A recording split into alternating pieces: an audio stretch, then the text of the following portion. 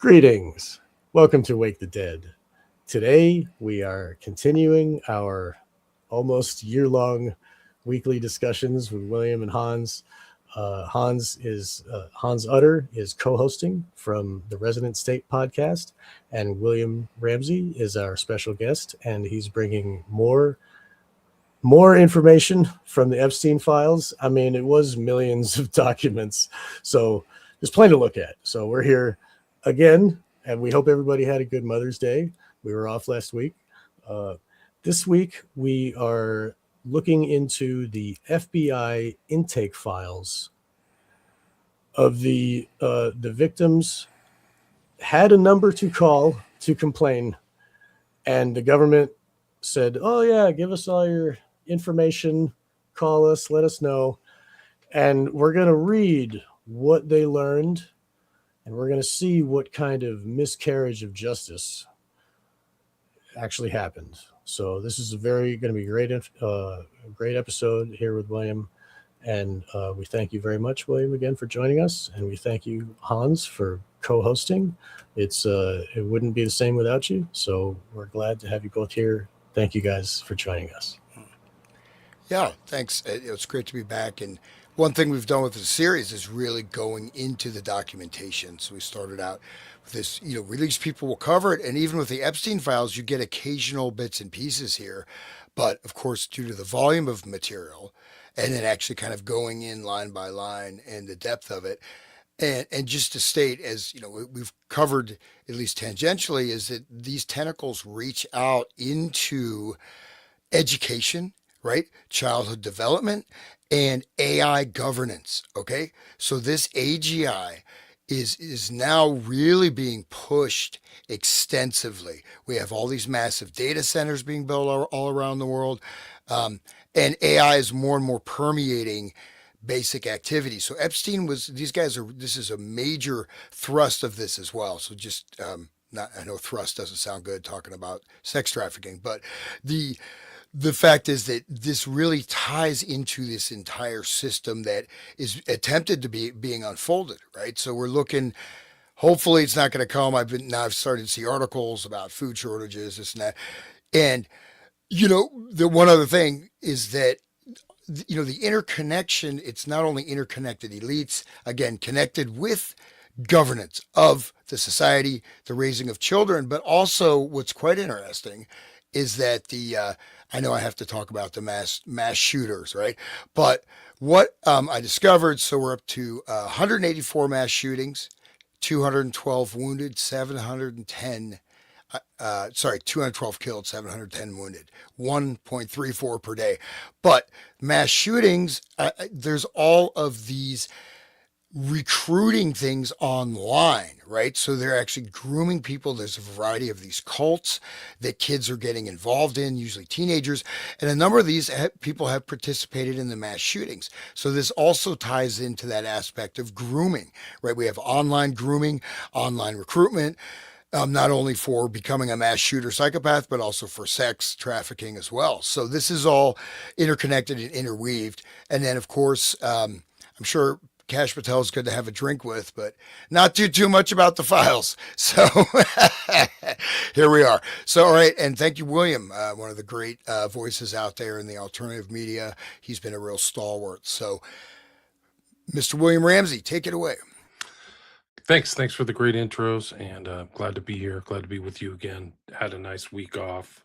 Traveled, got off grid for 3 days in the redwoods, so feels refreshed. It was nice. Actually, you can kind of like, if you get the chance to kind of de-electronicize yourself and get away from the grid, do it. Take every opportunity you can, because it's just so nice, like fresh air and natural sounds. Like I live in LA, where it's totally unnatural. Anyway, it's true. There's a lot of these documents and things like that happen. It's endemic, this sex trafficking. It's for people who are not involved.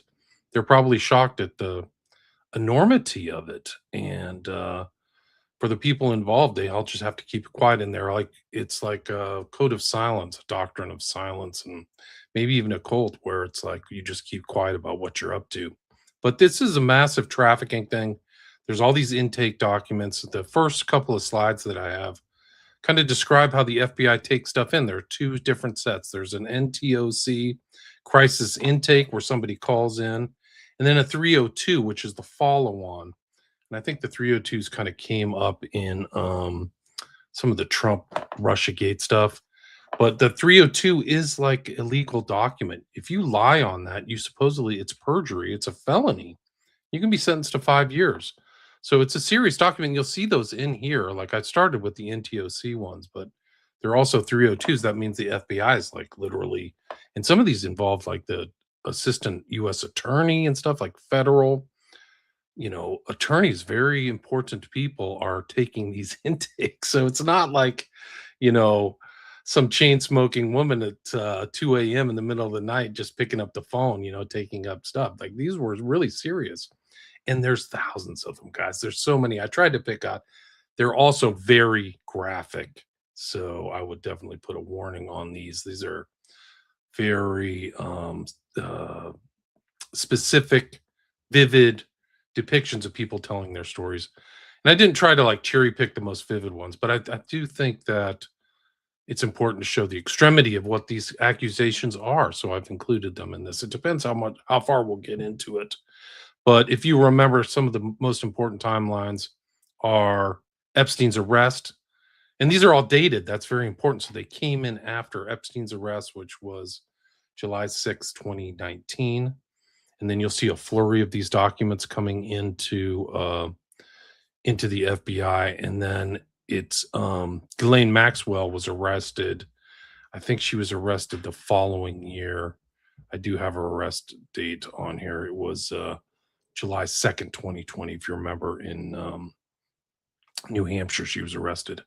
So you'll see that these are like people felt comfortable enough. And some of these actual documents do show, like, I don't want to show up without an attorney. So like, it's pretty incredible. And the redactions are just off the charts. So from what you can tell, even with all these redactions, they're very important things about sexual abuse, Trump, Bannon, espionage, feeding things to alligators, kids being trafficked underneath the age of 10. So like this whole, like I've repeated it before in the past, that, what they've told the public, this kind of message, which I think is a very well thought out message on their behalf, is that these are people involved in Lolita or whatever, or teens or whatever. And it's not true. Maybe there is that, and there is that evidence or those facts in these files, but there's also really young kids, and there's like disappeared babies and stuff like that too.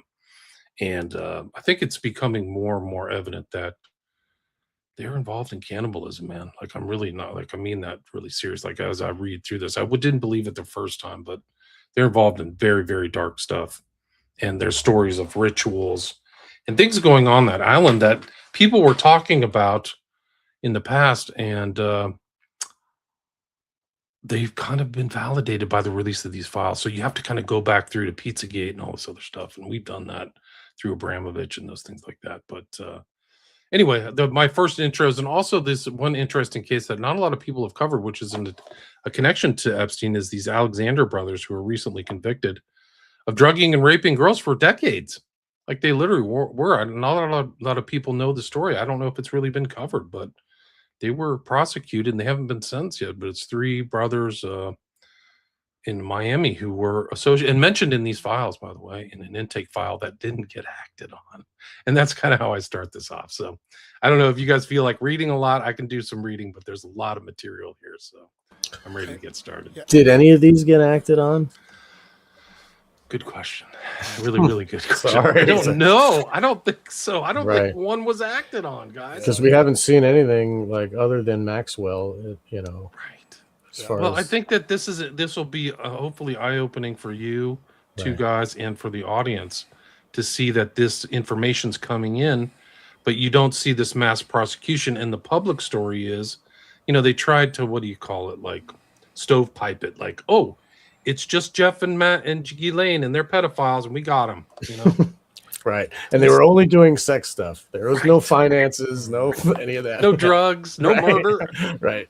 Bro, Yeah, once we murder. go, I mean, we'll have to do a private thing of the murders associated with the Epstein network. It'll blow your freaking mind. You will be in shock.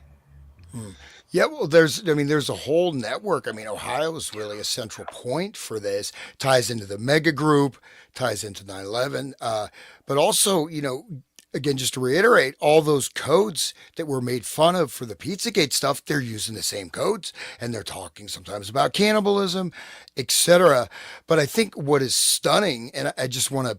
I've been doing some stuff which I'm going to be putting out soon, on the world brain, global brain, 6G, computer integrated human networks. That is the next phase that is being pushed again with the data centers by the same people that are doing industrial scale trafficking, and they're out there, they're out there prosecuting, white nationalists or something, or Republicans, or I mean, you look at the resources, or fake, setting up fake terrorist attacks or whatever, and they just don't. They just let that stuff go. So, William, would you have any idea, like a guesstimate, like how many, if we look at Epstein's career, how many women were trafficked through his network? Would he even come up with a number? Um, In my opinion, it's over 5 figures. And a lot of these people, they're not in, but they seem to like it's the same thing with Cosby, which was smaller. Cosby didn't seem to be working in a network as far as I could tell. But a lot of the women went on with their lives. They got married, they had children, they didn't want to come forward. And I think the Epstein's like that too. So you don't see the largest percentage of all these people coming forward. Some have like there are new people who showed up in Congress last week that I've never seen before, like some woman from Kazakhstan. Like, whoa.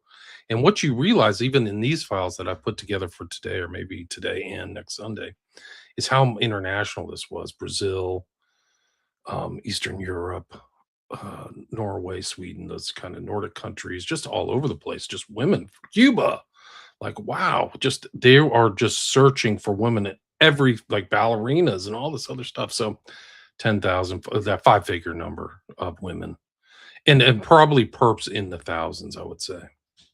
I think that's fair.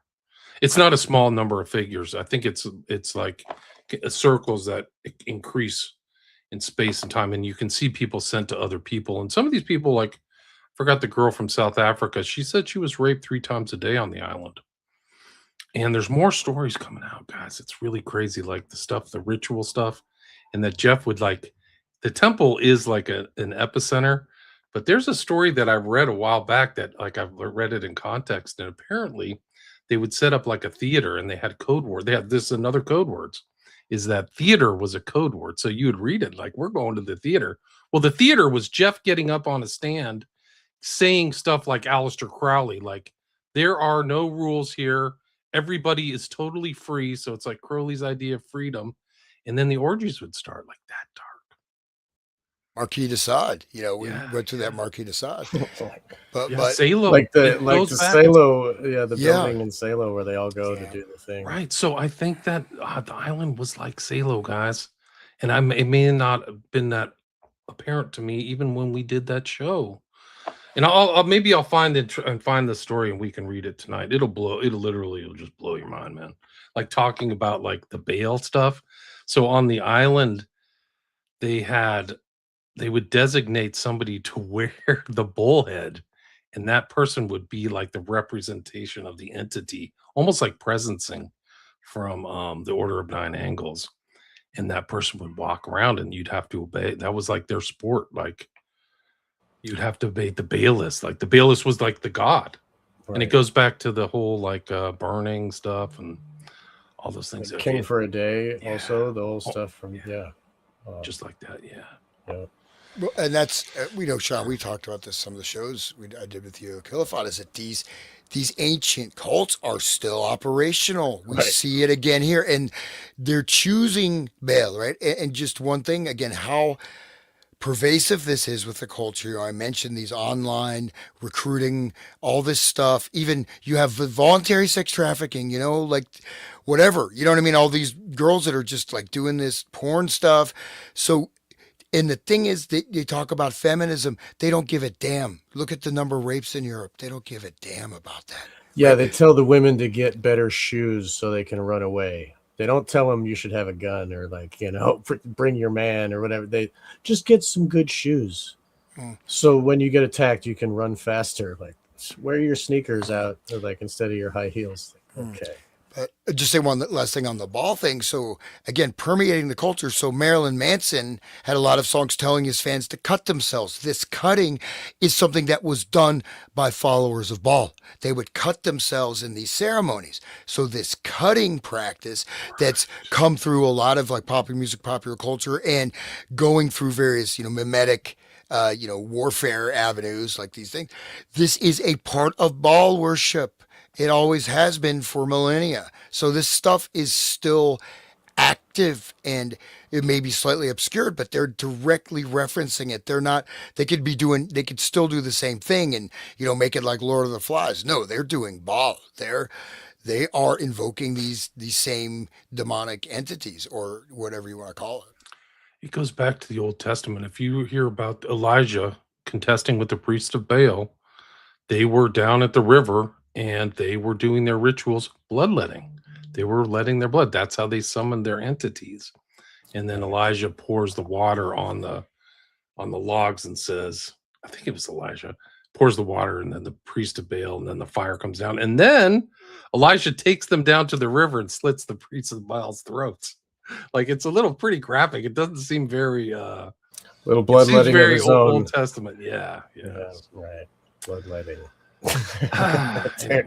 But that blood is the power of life, just like the sex magic, it's blood magic too.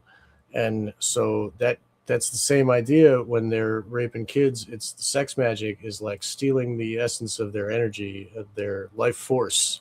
It's the same thing when you're taking someone's blood, you're draining their life force, right? Right.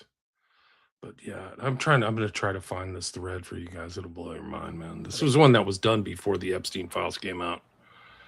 Anyway, I guess we can just start with this. Like, I tried to just go back, like I stated at the intro, the times and dates of everything when Epstein got arrested. This is July 8th, but I think he was arrested on 6th at Teterboro. But I think it's important. And they only got him from how he was doing between 2002 and 2005. And you'll see this on this. If you go to the next slide here, I'm trying to just focus on this this highlighted thing. If you believe you are a victim of the sexual abuse perpetrated by Jeffrey Epstein, please contact the FBI at 1-800-CALL-FBI and reference this case.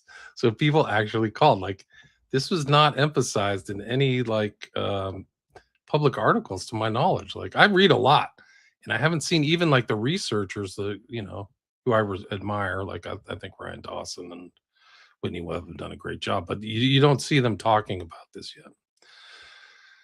What's important is to see the enormity, and sometimes this happens in civil litigation. This is not civil litigation. It's pertaining to a criminal complaint and also an act of Congress, right? The EFTA, the Epstein Files Transparency Act. It's still in play right now. Like, it's like literally I'm watching the network operate, like literally in store. Like, I can tell these people are blackmailed or churned, or it's still happening. But it's also up for grabs in the Massey primary, which is happening on the 19th. One of the guys who jumped ship from the Republicans, supposedly the most moral group, the Christians, right?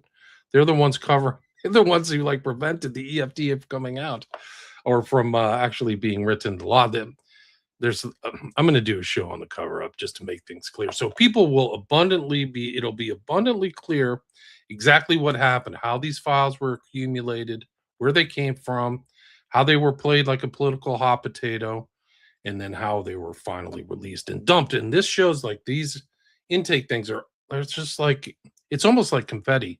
Like you're going through something that went through a paper shredder. And I think it's all intentional. I was trying to say earlier is they do this in civil litigation. So like if there's a party suing like Standard Oil or Trust, they're like, oh, we want discovery. And did Standard Oil say, sure, you got discovery? Here's 20 million pages. And that's what they did with this is like, they're just drowning people in like massive amounts of documentation, repetitive documentation, redacted. And in my opinion, it's all intentional. In my legal opinion, it is all intentional. And they did it in a weird way. There was 12 data sets, Sean, you know this. But the data sets, like they're very rational up until data set 8. And then 9, 10 are just like freaking millions of documents. You can barely even go through them on sites that have taken the documents offline, or even if you download them from a torrent or something. Really hard to go through. So I like people to kind of understand that, like, this is intentional obfuscation. And this is from Grok. He's like data set 9, crisis intake reports scattered throughout it. um, so that's it. But there is a different, one of the things is the differentiation between the 302 and the intake form. So the 302 is kind of like the follow on to the intake, which we can go over those as well. But it just shows the mechanics of the FBI moving through stuff. And it shows that the FBI thinks it's legit and it's worth calling the person back. You know what I mean? And following up on this thing, because anybody can make a statement. But then when the FBI is like, okay, that's one we need to follow up on. And so that means it gives it more gravitas, right? Like you were saying that they can't lie on this. They go to jail if they get caught, There's more gravitas, right? Exactly. Like they're actually, the FBI, the rank and file FBI are doing their job, it seems like. But here it's USC, so it's a federal statute, 1001. False statements to the U.S. government is a federal felony. You don't even have to sign an oath or anything. No document. It's just material. 5-year in federal prison penalty with fines up to $250,000. So it happens. Like Martha Stewart got busted for that.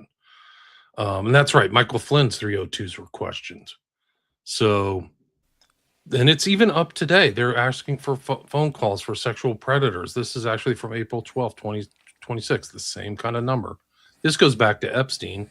Same thing. Call FBI. And then the field officer, this guy's O'Neill. This was something, remarks that he prepared publicly. And if you remember when Epstein got arrested, there was Joffrey Berman, who was the attorney, the federal attorney for the Southern District of New York. But they had, they're like, and Joffrey Berman's literally pointing at a thing saying, call this number, right? And so what we're going to get to is these people who actually called the numbers. Like I said, I keep repeating myself, but I'm just trying to emphasize it. So there it is right here on the bottom. Call the number, 1-800-CALL FBI, right? Let's see. Today I'm asking everybody to take a good look at this man. If you've been victimized by him in any way or have any additional information about his alleged illegal behavior, we want to hear from you.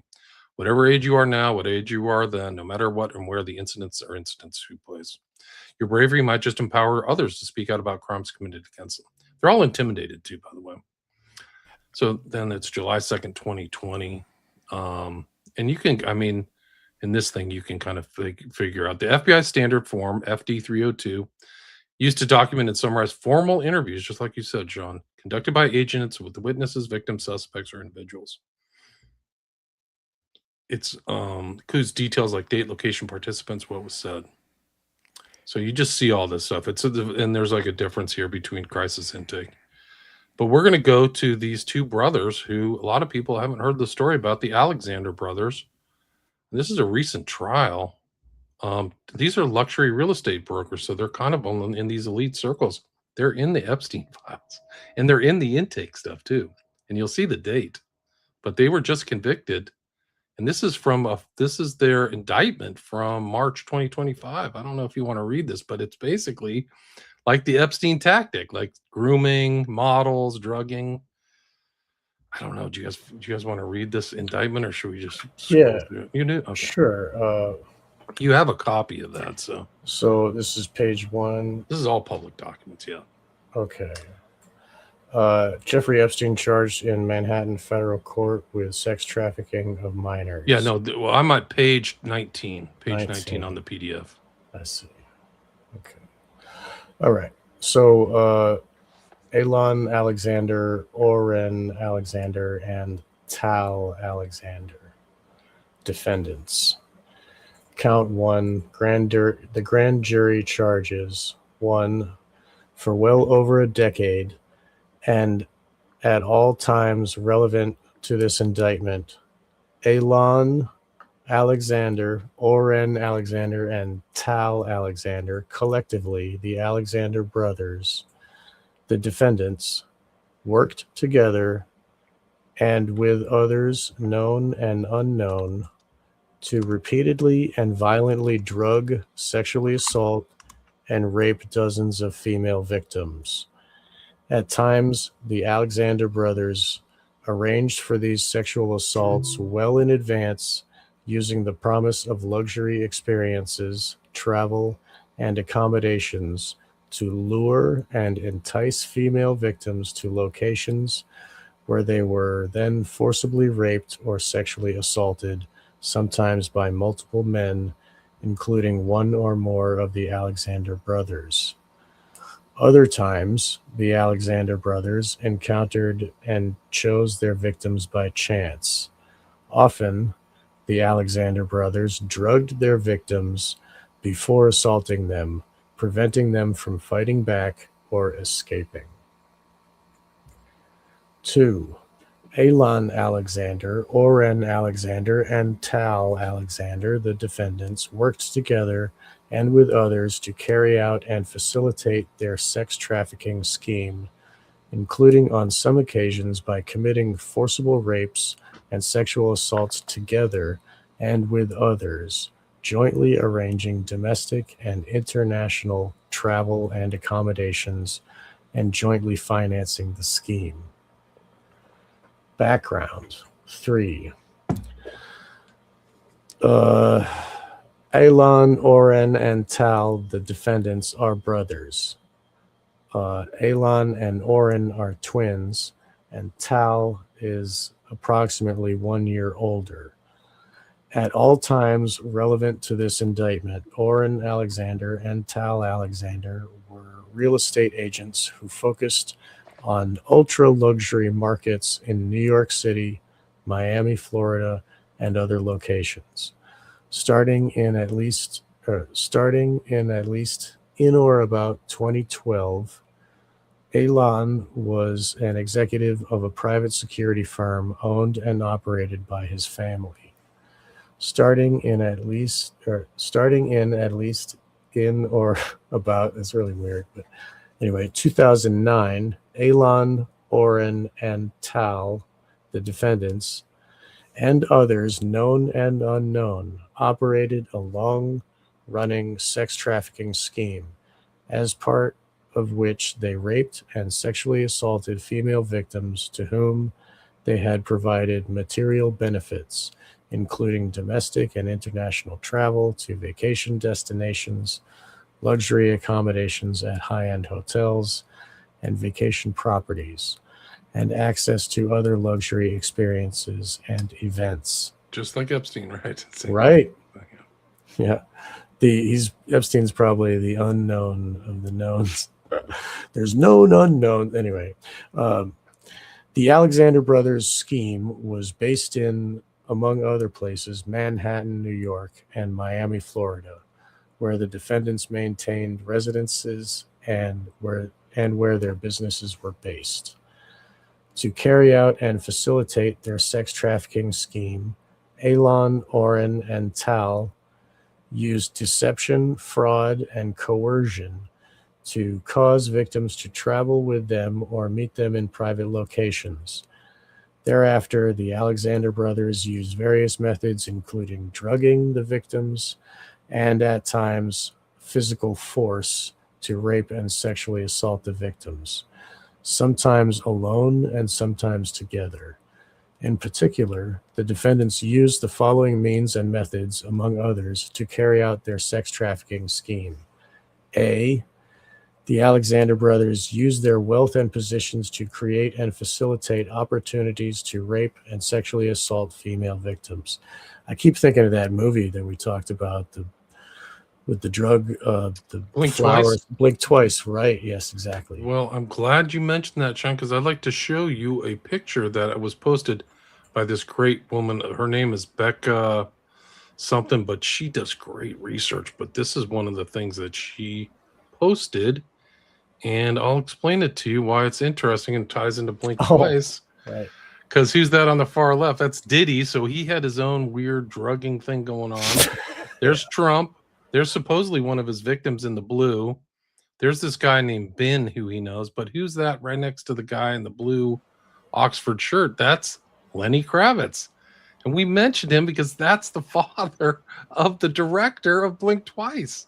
Right. Zoe Kravitz. Zoe Kravitz, yeah. Right. So, And the mother was in a satanic movie with Angel Heart. Angel Heart. Yes, yes.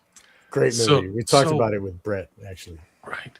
It makes more sense, right? So now blink twice. That means like we were talking, like I didn't know her dad's connection to Trump, but she's like Hollywood royalty. Well, she's close to Trump in this whole network.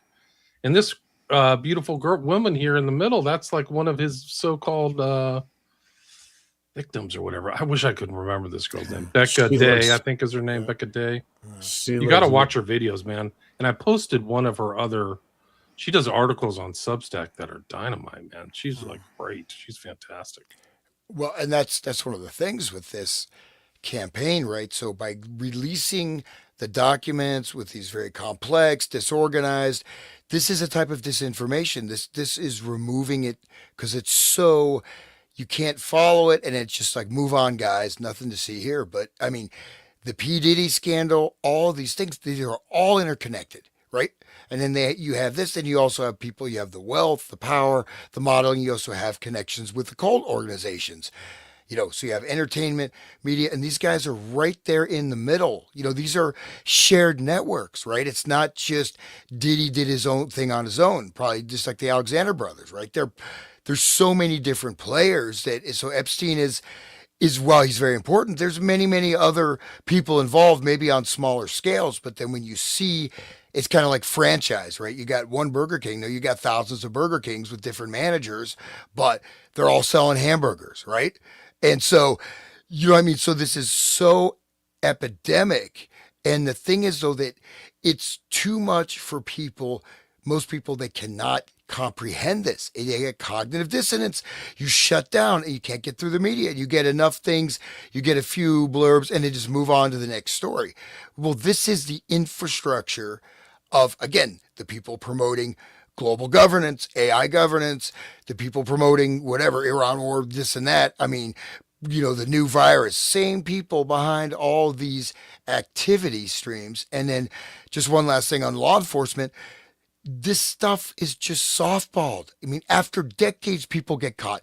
P. Diddy abused how many people? There was no complaints? No. This went on for years, and there were many complaints, but nothing ever happened. And just an example, though, of this disparate policing in UK, I think it was yesterday, this 18-year-old kid got stabbed to death 7 times by the Sikh guy with a sword. And they handcuffed him because the Sikh guy said, oh, he was racist. And they let him bleed to death. They handcuffed him and let him bleed to death on the ground. They arrested the victim. They arrested the victim and let him bleed to death. That is the policing we have right now. Stabbed in the lung. Yeah. Right. Yeah. And so just to bear in mind, I think we want to get the visceral nature and the interconnected nature, cinema, movies, television, politics, finance, high academia, research, high-tech research, pharmaceuticals, whatever. It's all connected, or a lot of it's connected on these networks.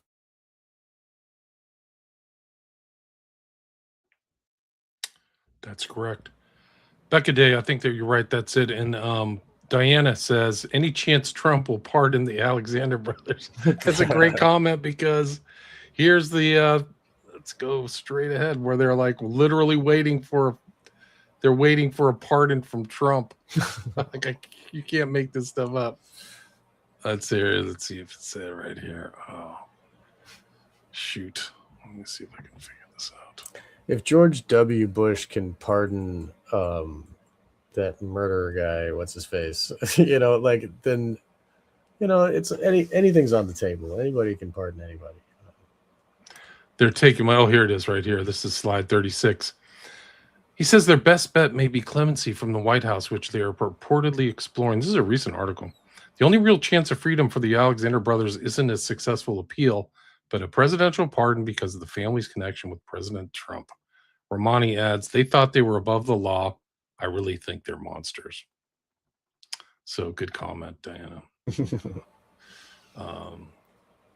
You feel like reading some more? Let me see if I can find Becca Day's stuff. It's just great stuff. I'll keep going while you look. So they used the brothers used their prominent positions in the real estate industry to induce other women and girls to attend events and parties and to meet other female victims at those events and parties whom one or more of the defendants later sexually assaulted. Didn't that also happened in Blink Twice? There's like this party at the beginning where the woman was a waitress at, anyway, it was a chance encounter.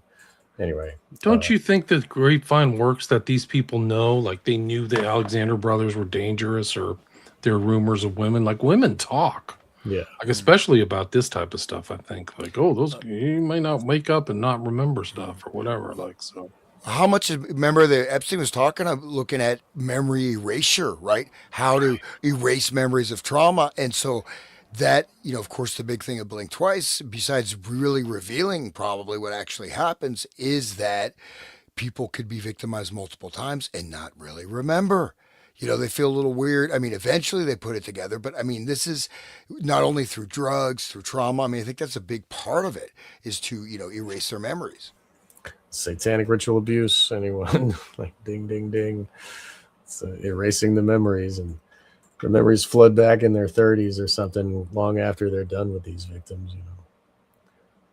This is the girl Substack. Please check her out, Becca Day. I'll put a link in my show notes. Very worth your time. And some of these articles I've never heard. Like this girl is race. I've never heard her name.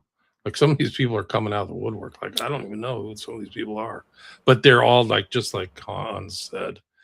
You just see the same names and faces. And this is like literally she's with a Rothschild right here.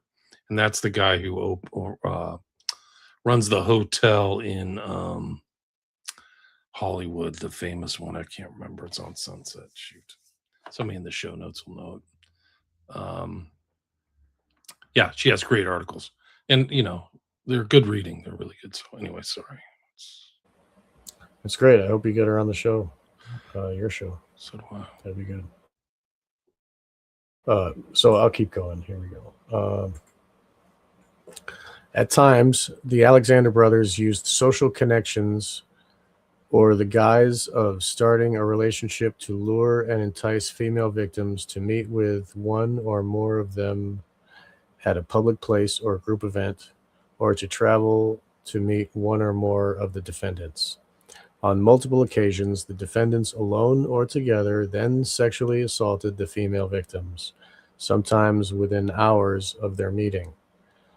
Immediately following the sexual assaults, the defendants sometimes offered the victims material items, including travel, concert tickets.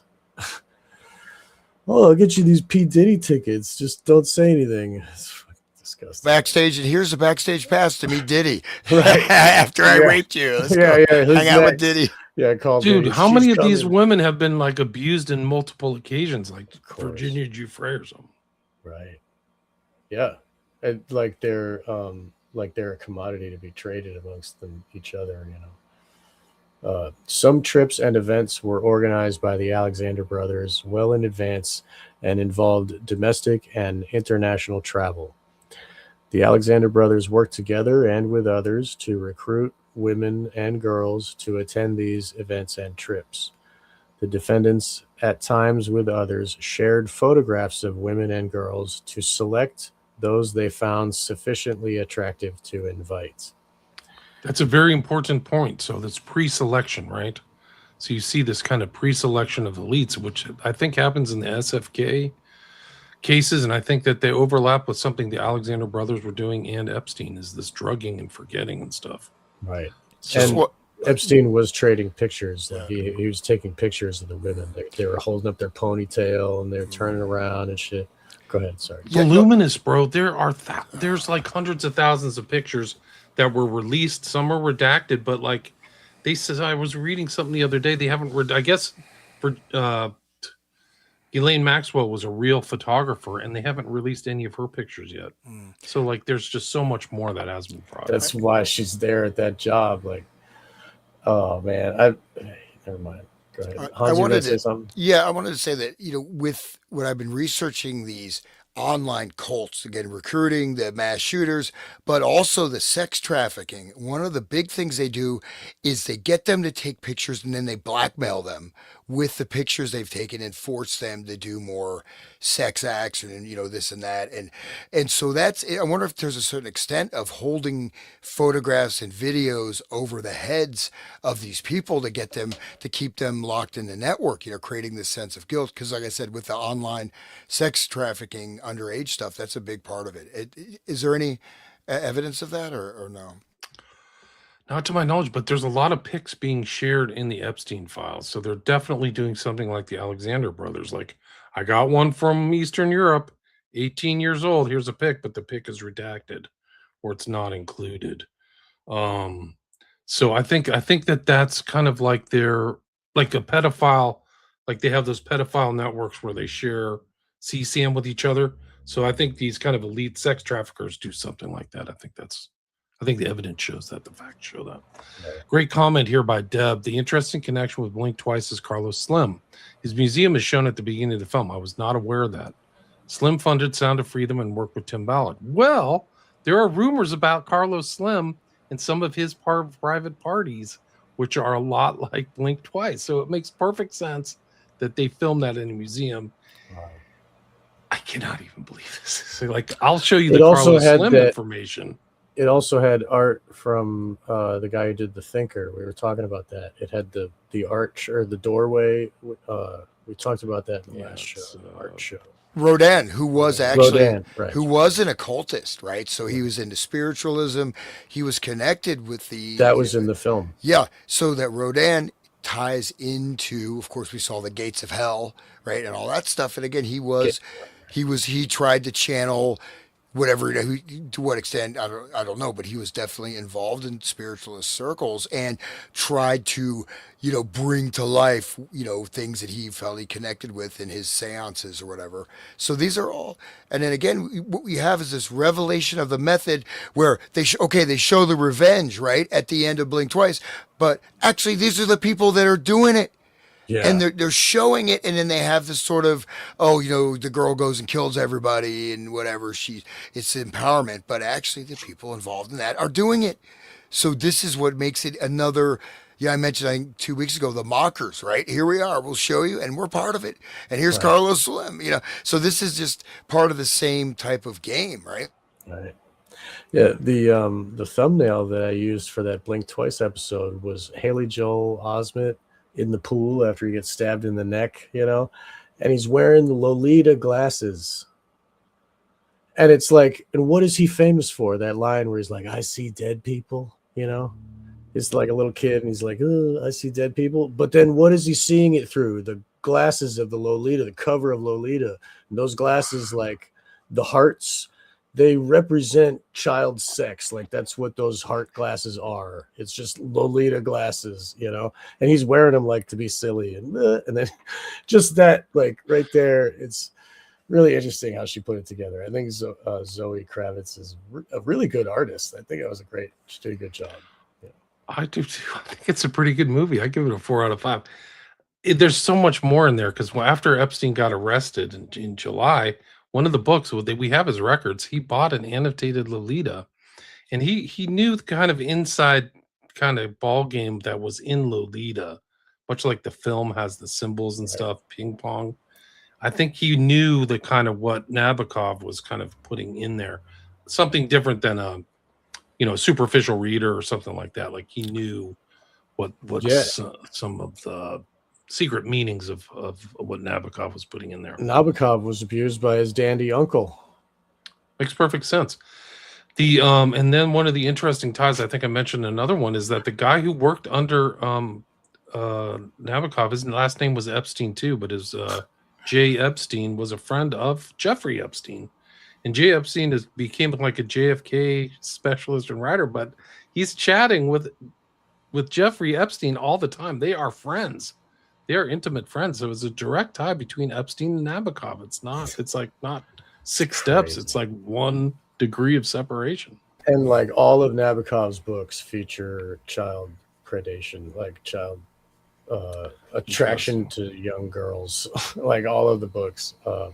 Ben the Sinister. Like there's some really, like, he's a famous writer. Like, and he talks about like how his uncle would like give him a green leaf, you know, and then like, what's that? That's the old language from before there was like before they were saying CP or pizza, they were like it was green leaf, you know, and then you go and Interesting. look around and like, oh, the green leaf freaking, you know, camp place or whatever that where Tracy Twyman was looking at before she got what happened to her. Wow. You know, like there's Nabokov knew all of the codes from like the old type codes because he was predated on as a kid by like those rich people, like his uncle was um so yeah, so that I think he was putting those codes in the book just like other occultists when they, you know, they use the language of occultism, you know, and they got their own special form of occult is predation of children. They keep that a secret. That's hidden, right? That's occulted, you know, like literally occult.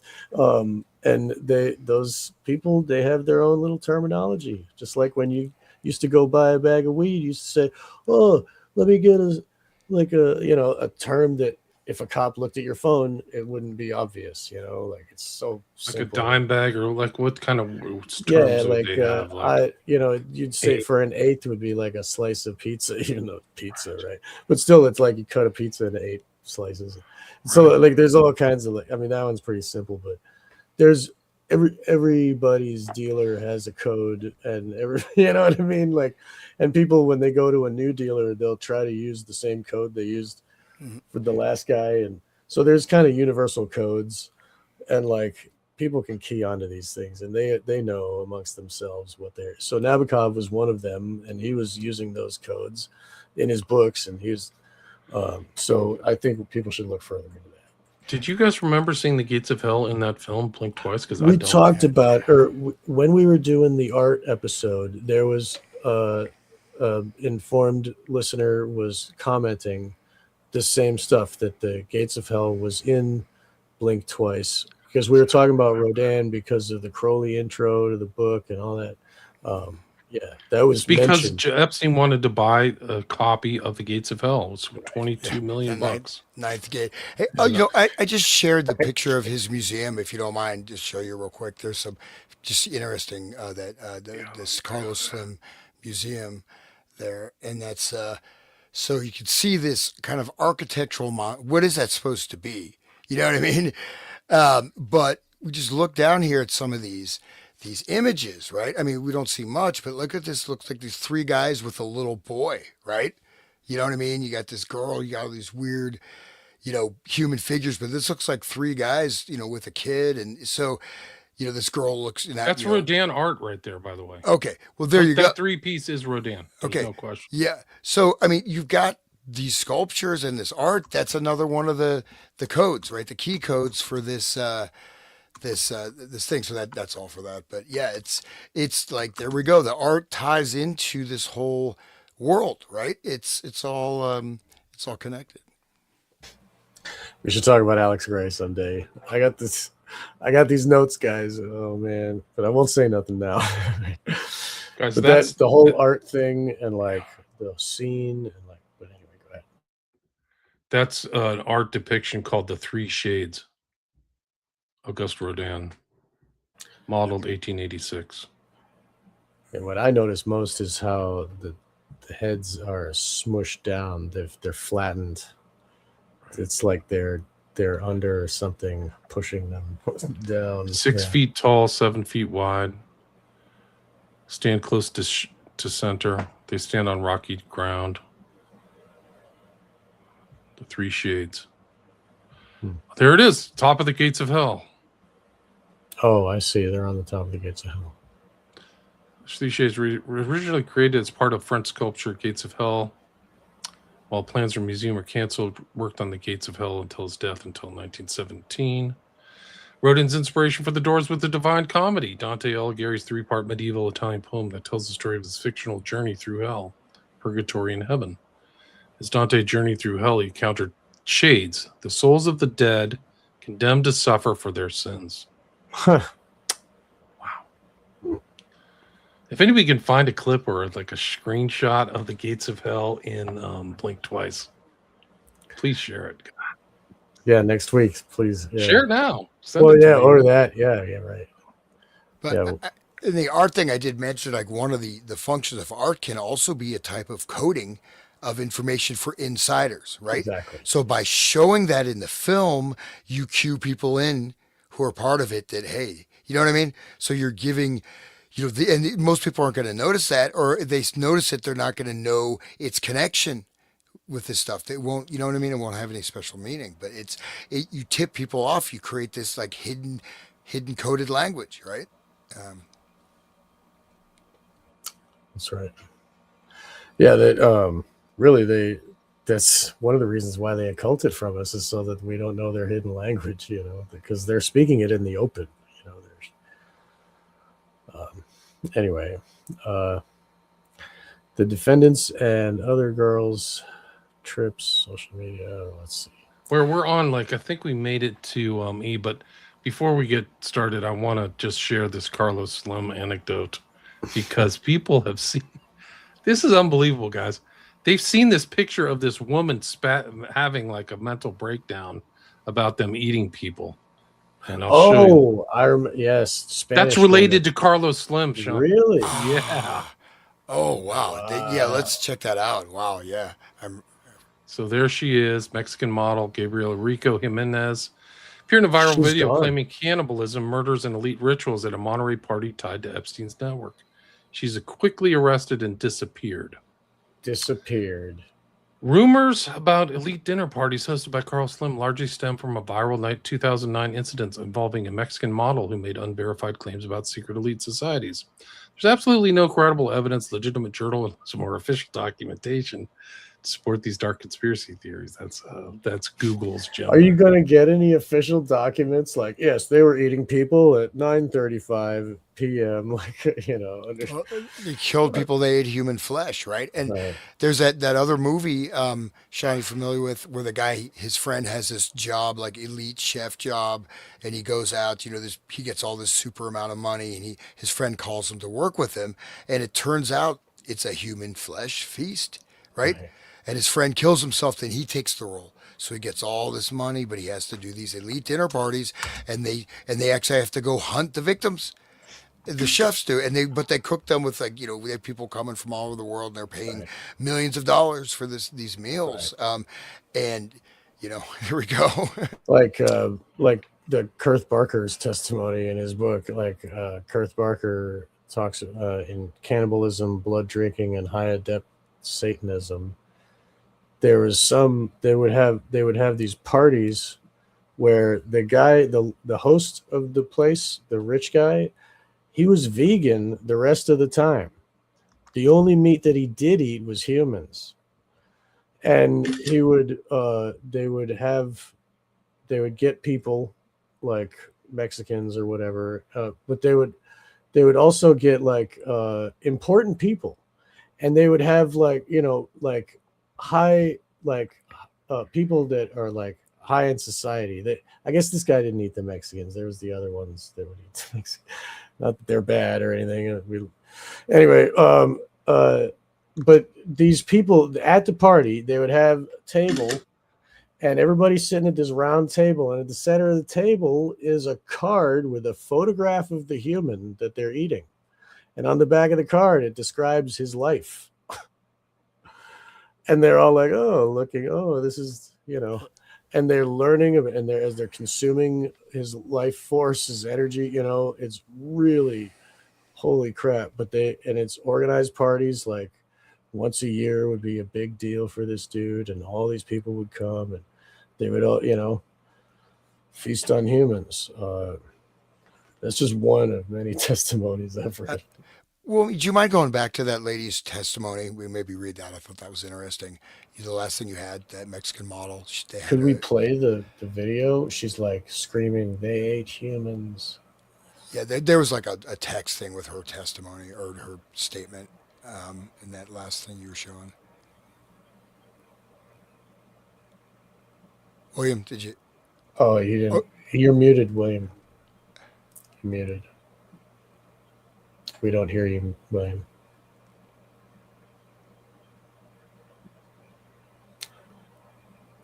All right, this is it. What did I think that there is a YouTube clip? Oh, there she is.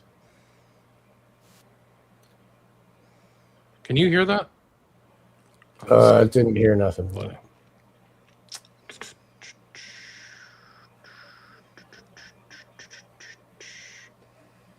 You should be able to hear it now. Yep.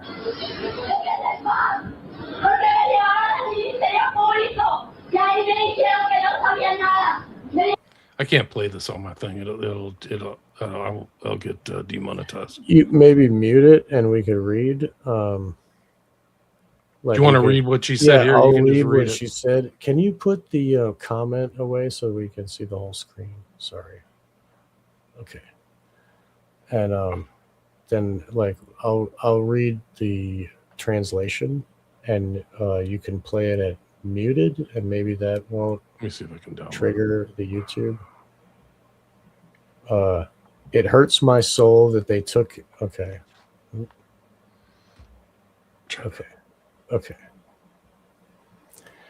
That'll work. I wanted my freedom. Monterrey freed me, but it cost me a lot of work. I was in Mexico City for a year and 4 months. All this began in mid-2001. I barely remember. They were young and powerful, and they killed them. I've been knocking on doors. What I wanted was my freedom. I want my freedom. Carlos Slim knew about this. I want my freedom.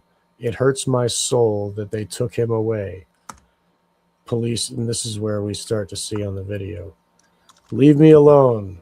They have already taken me to the police station, and there they told me that they knew nothing.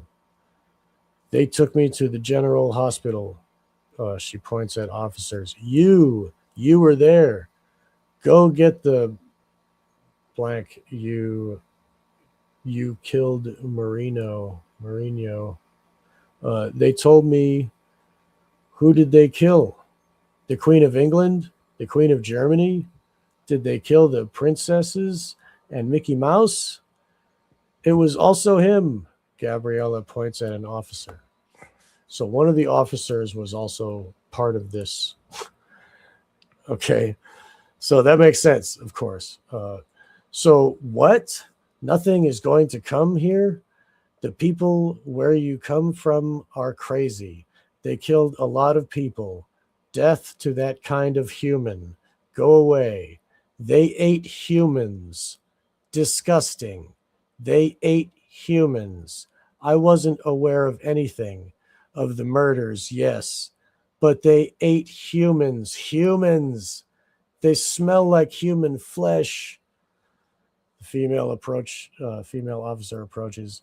You are not going to take me until this is clarified. You already took me there. Let me go.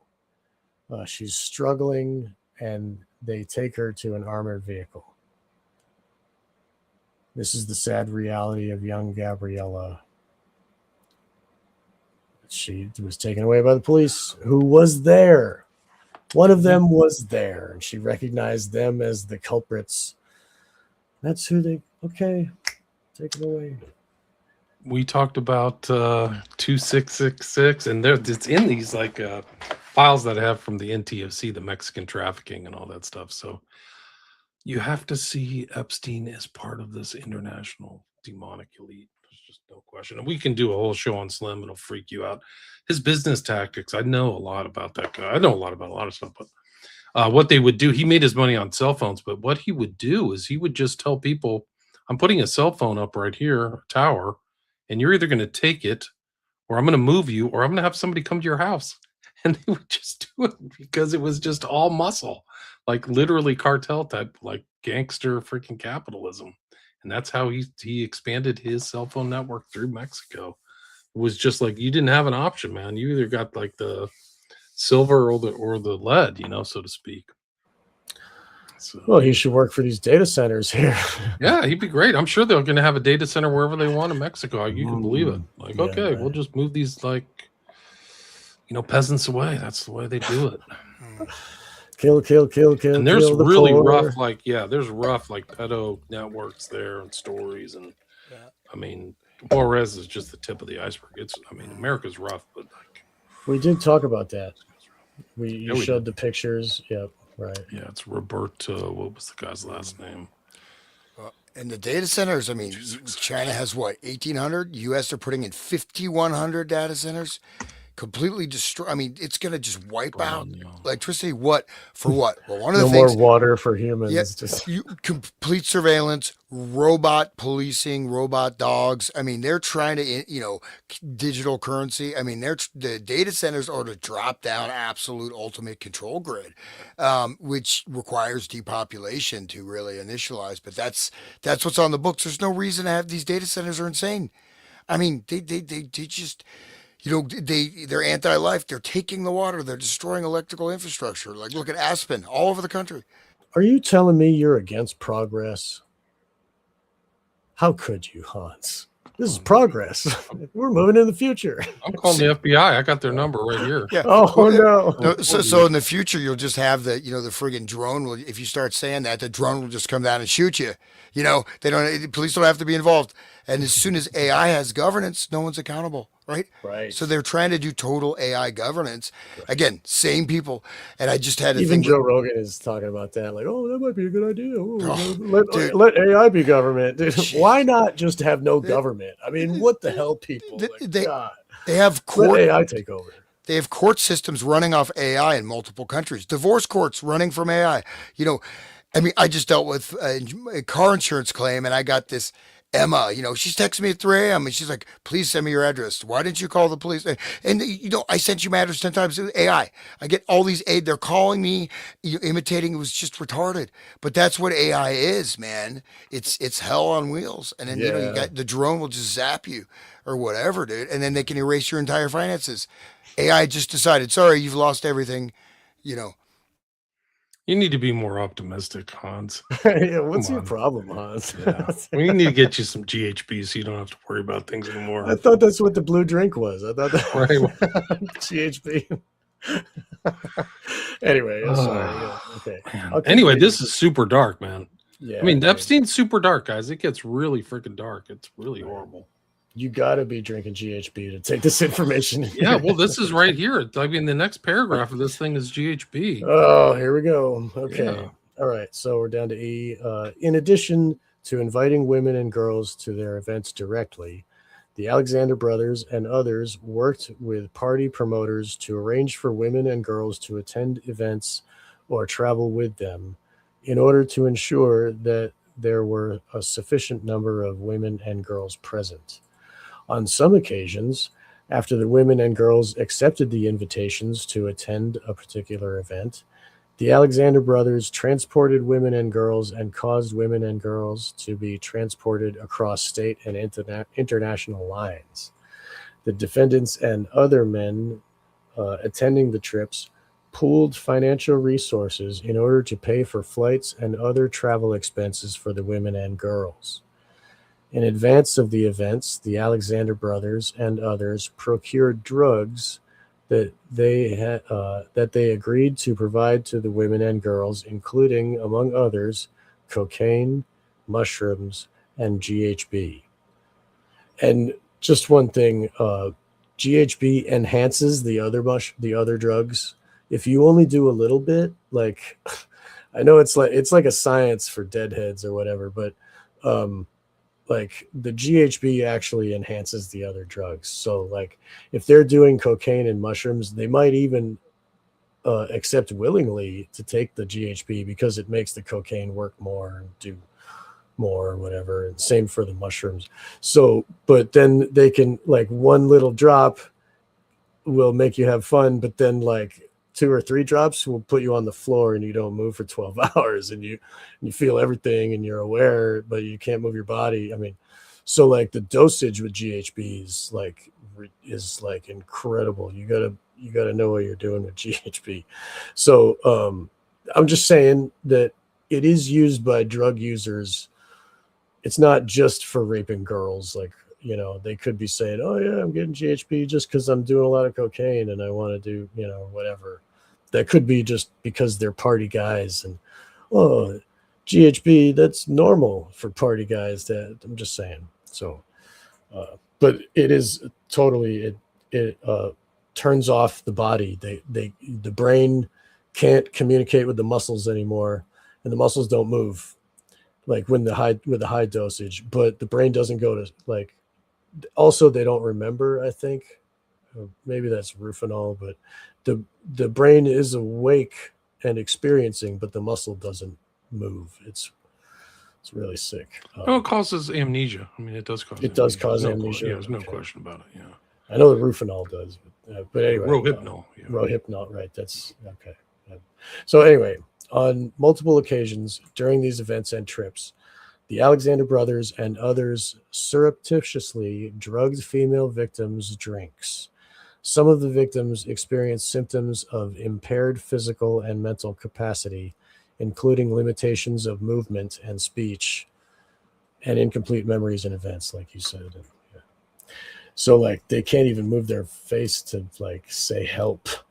It's Right, funny. but It's this like being process, trapped inside. Go ahead. this Yeah. prosecution's interesting too because they admit that there are other people involved, so the defendants and other men. So you see this network and also these three guys. They think they're the only ones that were tried and convicted. So what's up with the other people in the network? Much like the Epstein network, which they're part of, in my opinion, part of the Epstein network. Right. I'm sorry. I just glanced at the comments and go ask Sean or Alice. Like, I'm a deadhead and I've never done GHB. Grant, I've never done GHB either. Okay, so like I just know about it. It's not to say that I'm somebody who does that. Go ask it. Go ask Sean when he's 10 feet tall. Right? Yeah.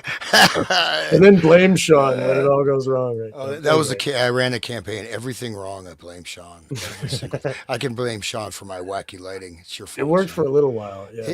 It worked for me.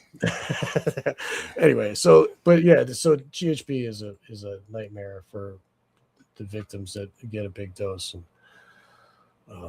so it's used for bodybuilders to like help their muscle relax, because a lot of times they'll do steroids, and then they gotta like make it stop, like, so they even inject, like, it's crazy, but it's part of your whole, makeup. It's endogenous. Oh, it's endogenous, right? Yeah, yes. It's produced by the brain, right, which makes it harder to trace because there's always trace amounts. So right. You have to test within like the certain time frame to find something anomalous.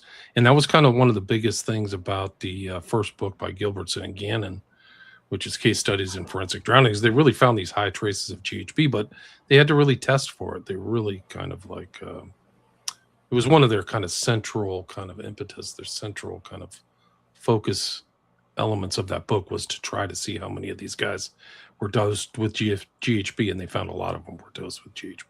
Well, that's how you keep a strong male for many days as a victim.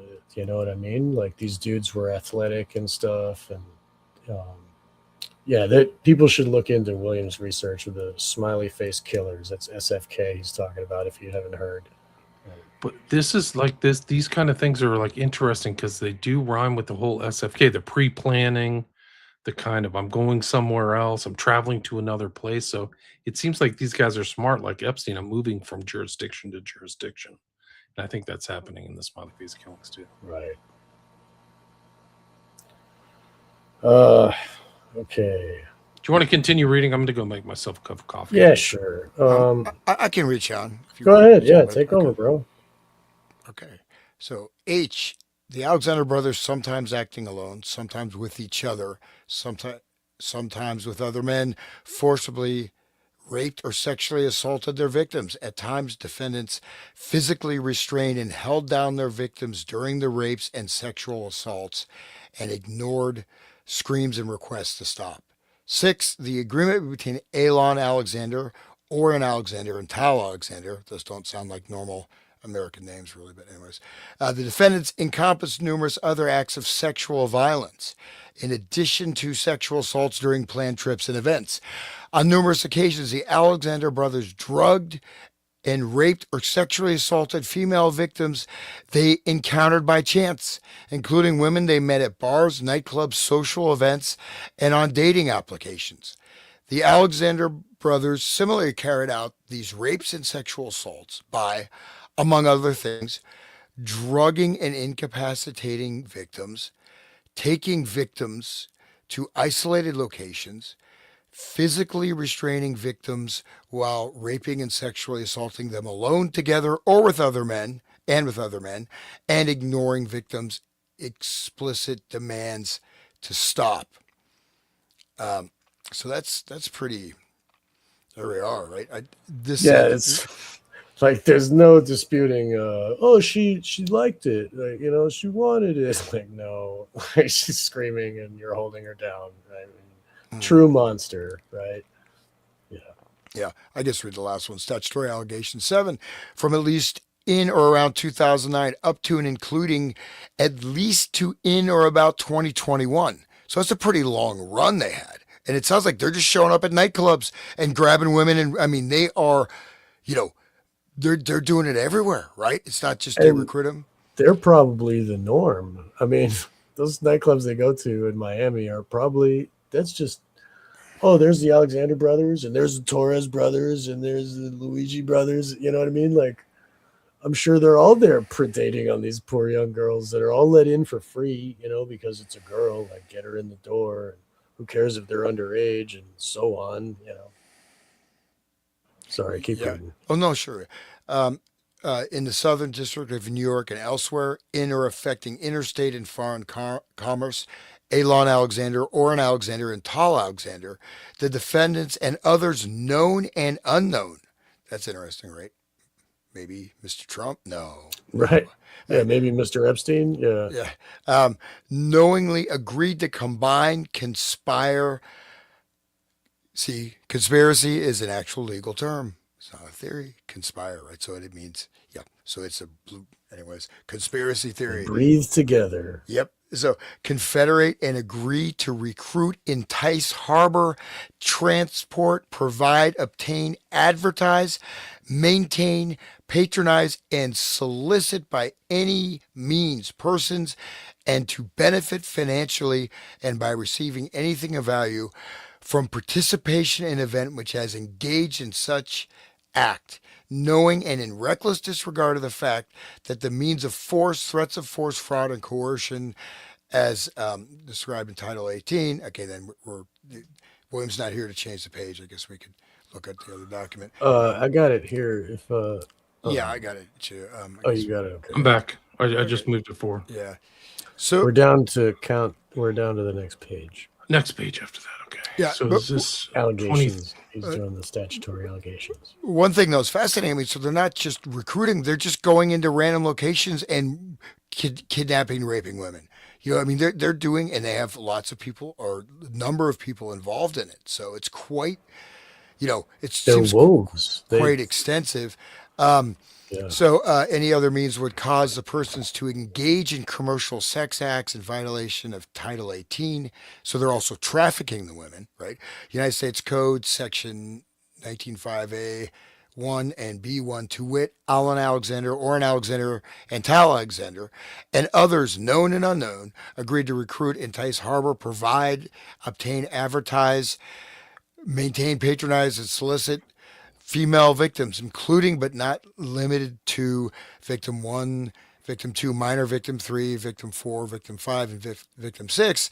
I don't know if we want to keep reading that. But it sounds like fraud, coercion, pimping, so pretty intense. I don't know if you guys want to go through all the documentation, but it looks like, I mean, they're really, I mean, there's other people involved, right? They are part of some type of network, and they did it for almost more than a decade without getting touched.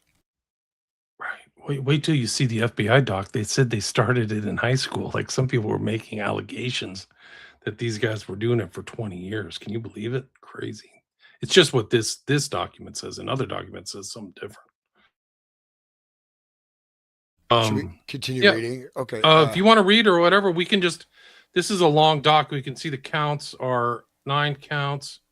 They're going to forfeit stuff, substitute assets, and this is from May 8th, 2025. If you want, we can pass through it or read the rest of the counts? It's really up to you guys. What do you guys want to do? I think we could pass through and move on to Okay. something else. But I think we got the gist of it. But again, I mean, this is this is part of this behavior, right? And again, just to not only recruiting, but just going to a coffee shop and picking up a girl and raping her. I mean, they're really, and they're getting away with it for a long time. You think you do that once? I mean, it's not that hard to find out. You're in a public place. They have security cameras. You have multiple people in that public venue, and these are people taken forcibly, not those that they recruited. People are drugged, taken forcibly. Very easy to trace that, especially when you do it all the time. So you kind of surprising that it took so long for them even to get tapped.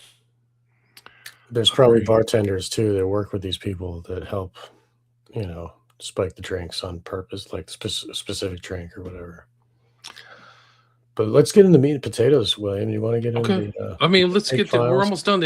I think the interesting thing is that in this NTOC, there's something about the Alexander brothers from August. So this earlier doc was from May 2025. But then if you go to slide 34 or of this, there's an intake thing about the Alexander brothers and Epstein. And it doesn't seem to be that it was ever acted upon for 5 years or something. So who knows how many victims there were after this came in. And the date is very telling. It's 2 days before Epstein was found dead in jail. Let me see if I can get this thing on. It's this right here. Does anybody feel like reading this or trying to get through? It's partially redacted, but my point of this whole exercise on the Alexander brothers, it shows that there's enough to get them convicted. I think it was a federal criminal trial, but there was something that came in to the FBI in August of 2019 that, to my understanding, was never acted upon. Either of you guys feel like reading it? Do you want me to read it? Anybody volunteers? I can do. Okay. I'm always a volunteer. If you want. Yeah. So this is date time received 8/8/2019. Details on blank Eastern time, protected identity.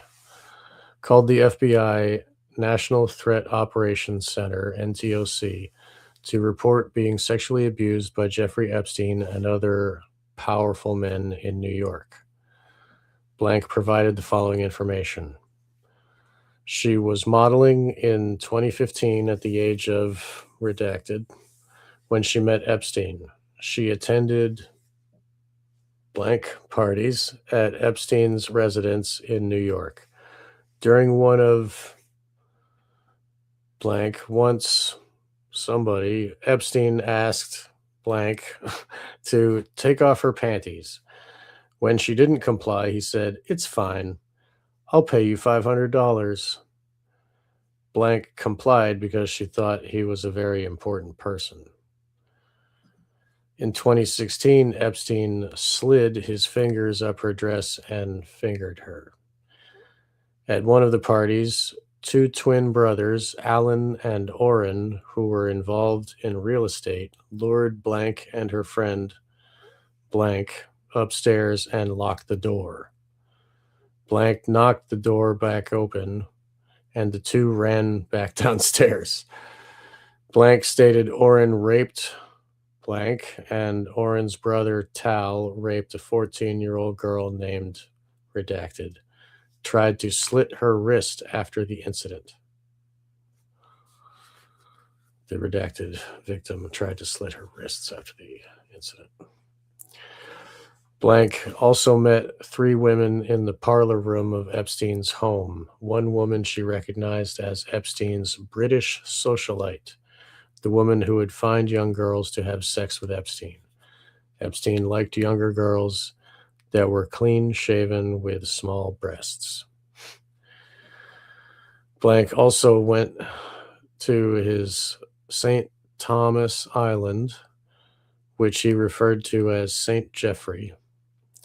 Epstein and other powerful men, including Bill Clinton and Donald Trump, would have big orgy parties with her, other young girls, and older Victoria's Secret models. So the That was a Victoria's nice Freudian slip there, Sean. Big He was Trump and Clinton together, right? Yeah, exactly. Yeah. I'm glad that was recorded. But okay, so like and the Victoria's Secret models relate to Epstein's Wexner guy. Wexner owned Victoria's Secret. Mega group and that yeah. whole massive, powerful crime family and crime network that's running off of that. Because Wexner Right. is really a capo of this, like Bronfman, crime. I mean, really powerful crime syndicates. And I probably mentioned this. I live here in Columbus, and I know personally one guy who got hit. He got killed. I mean, maybe he didn't get killed by Wexner, but he spilled wine on Wexner's wife. He was a server.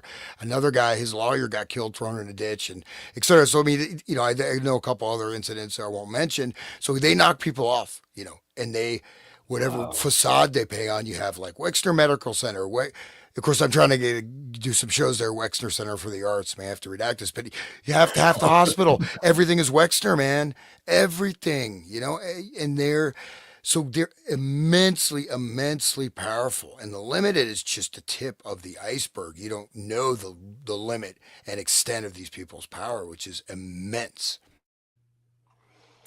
Yeah, good point. Yeah, they're owning most of Ohio now. They're buying more of it.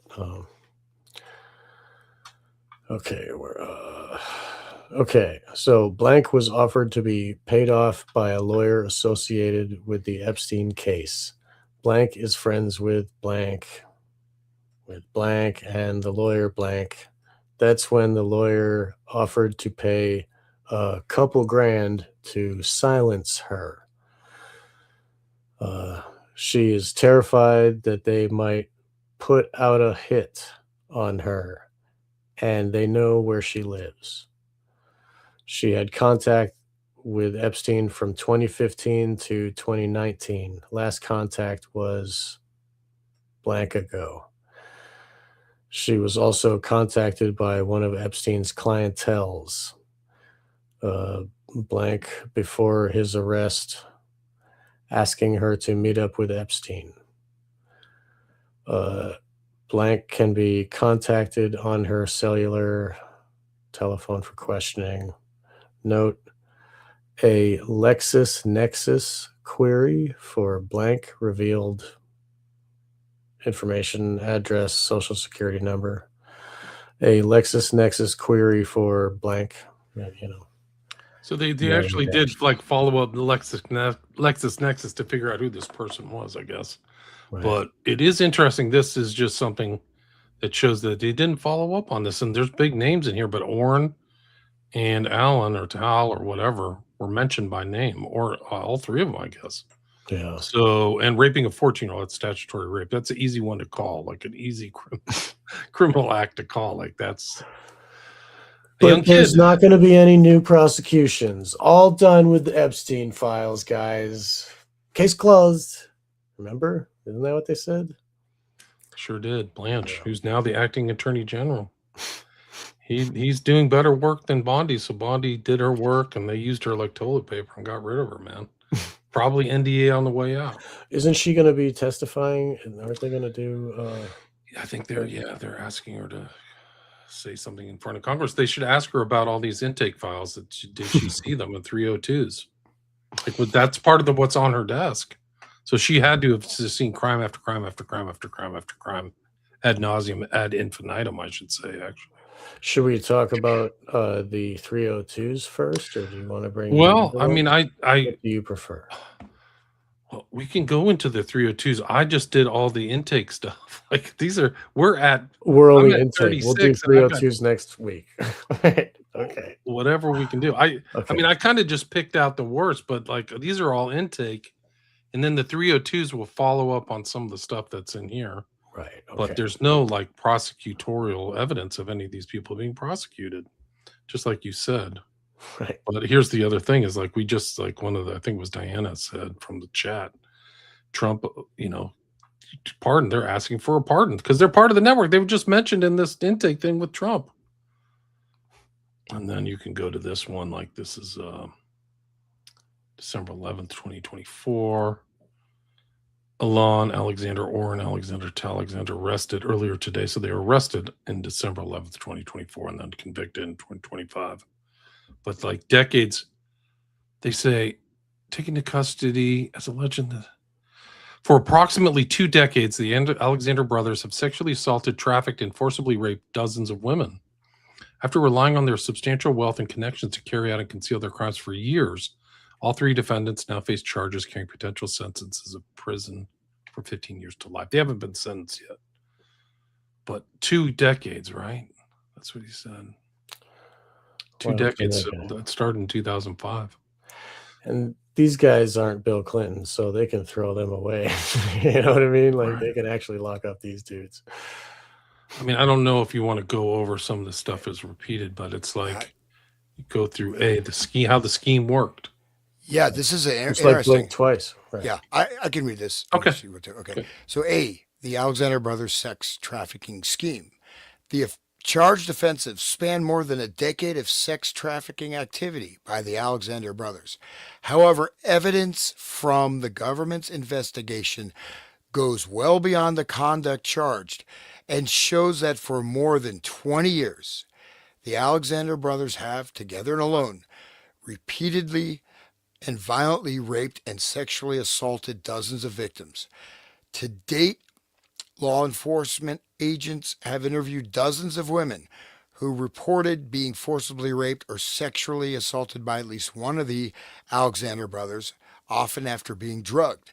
This criminal activity spanned many years both before and after Tal and Orrin Alexander rose to prominence in real estate.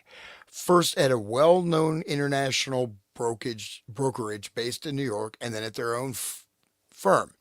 Evidence from the investigation, including multiple victims and witness accounts, shows that the Alexander brothers began engaging in acts of sexual violence, including gang rapes, while still in high school in Miami, Florida.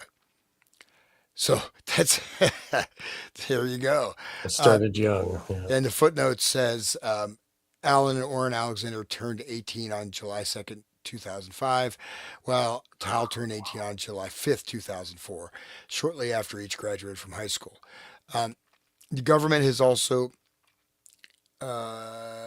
interviewed multiple women who report being raped by at least one of the Alexander brothers in high school in the early 2000s, including victims who were raped by gangs of boys, including the Alexander brothers. Several of these victims were given alcohol by one of the defendants or other individuals who participated in the sexual assaults. Each of the victims that the government has interviewed from this period report hearing that individuals involved, including Tal Alexander, talked about the assaults at school, boasting about running train on their victims and saying they want to do it again. Footnote 4, as publicly reported, Orrin bragged about doing so in his high school yearbook, writing that Wow. riding my first choo-choo train was his most memorable moment from high school. See, Wow. and then it says, see, everyone knew about the A-Team, New York Magazine. Running train is a term used to a group of males having sex with the same female one after another. He's talking about gang rapes in his high school yearbook, and then they managed to rise to prominence in real estate. I mean, this is a little. I mean, he's putting it in his yearbook. I mean, this guy's a winner. I want him at my company selling houses. I mean, you Wow. think. I mean, people. I mean. I don't know if it's so bad now, but I know guys who had their whole life ruined because some girl just said, "Oh, he inappropriately touched me," because they broke up or whatever. They weren't raped. They just decided to, I'm not obviously rape happens, but I'm saying that guys, just one woman says, "No, he even if he didn't, he kissed me, he did this," just vindictively, right? Whatever reason, destroyed the person's life. These guys are there just drugging and raping with impunity. That's pretty amazing, actually. Well, they still got impunity when Trump's in office, right? Maybe Trump will pardon them.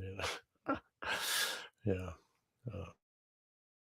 You can Anyway, read the next page. You want to read? I'll let you read. yeah, sure. Where are we at here? Okay. What page are we on?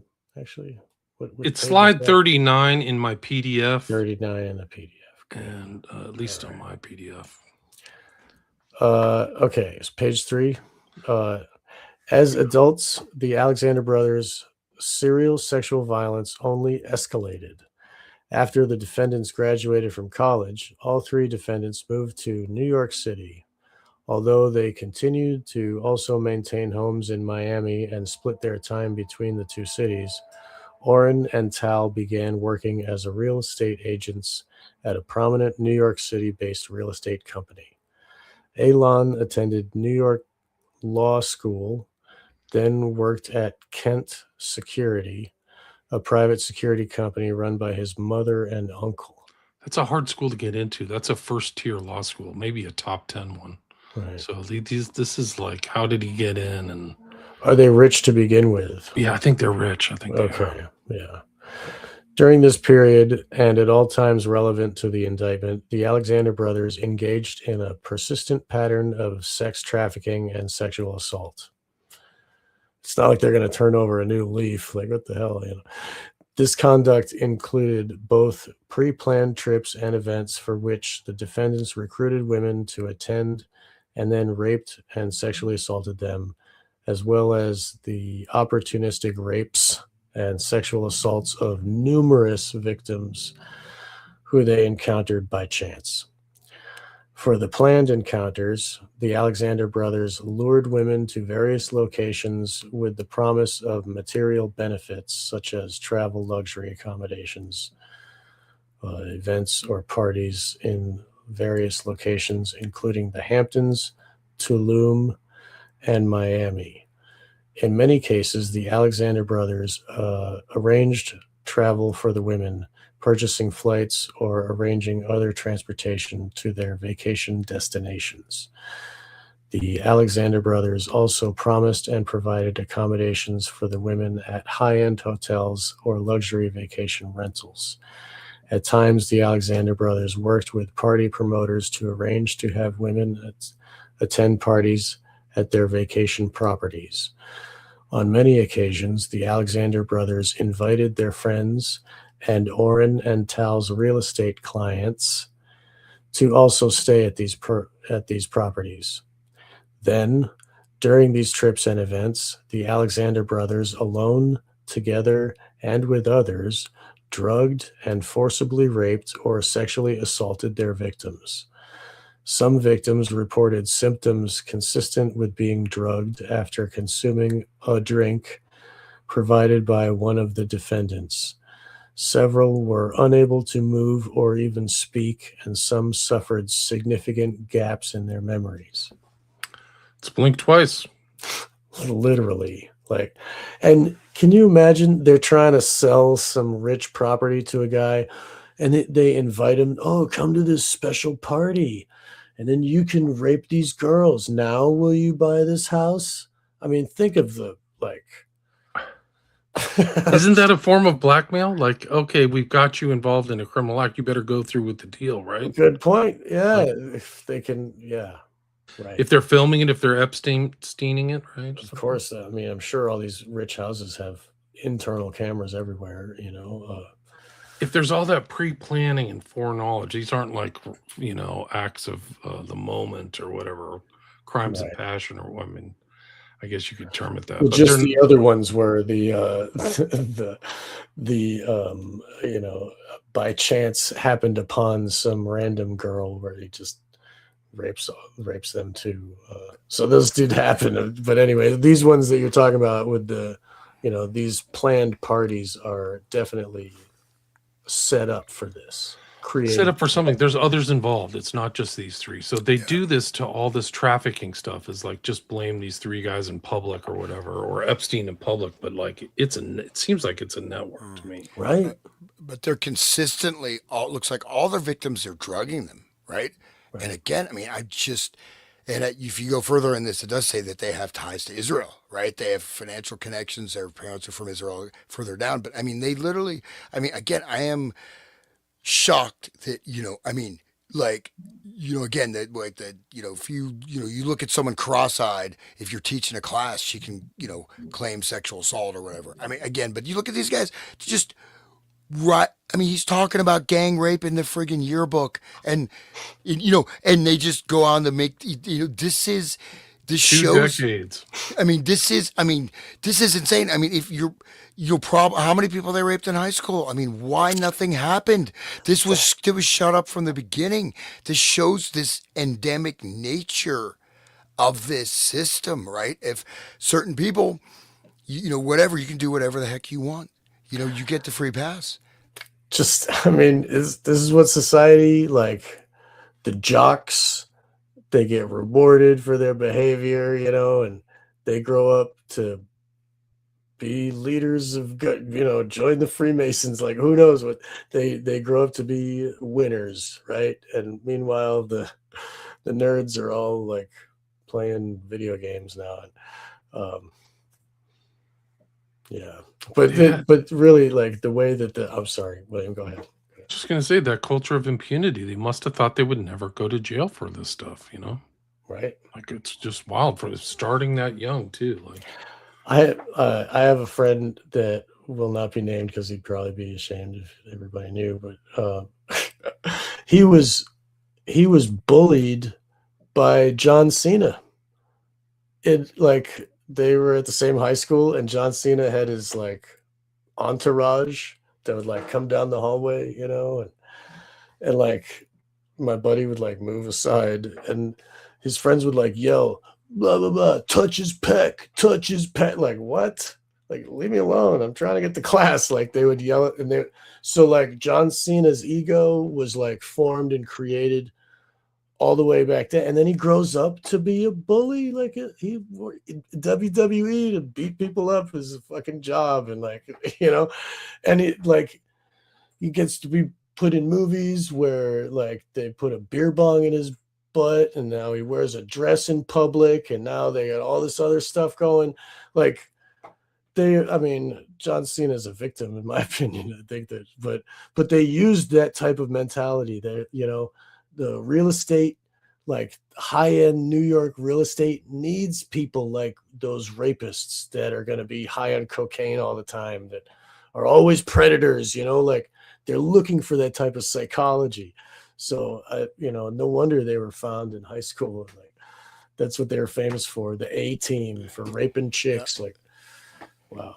But I mean, bear in mind, you have kids getting expelled for using the wrong pronoun or refusing to go through, seriously, a politically incorrect statement. I mean, and they have extremely draconian enforcement of just very silly protocols, and you got, you know, transgender dudes in the girls' locker room. I mean, one girl got raped, by a transgender guy. I mean, actually multiple. Wasn't just one. Yeah, Yeah, right. yeah. But I'm saying that, like, people get expelled, all, just for whatever non PC language or just small things, or, and they get expelled and sometimes even arrested, right? And then these guys, and probably others like them, are, and what does that do? That kind of a trauma, even if you don't remember it, you're damaging someone severely psychically.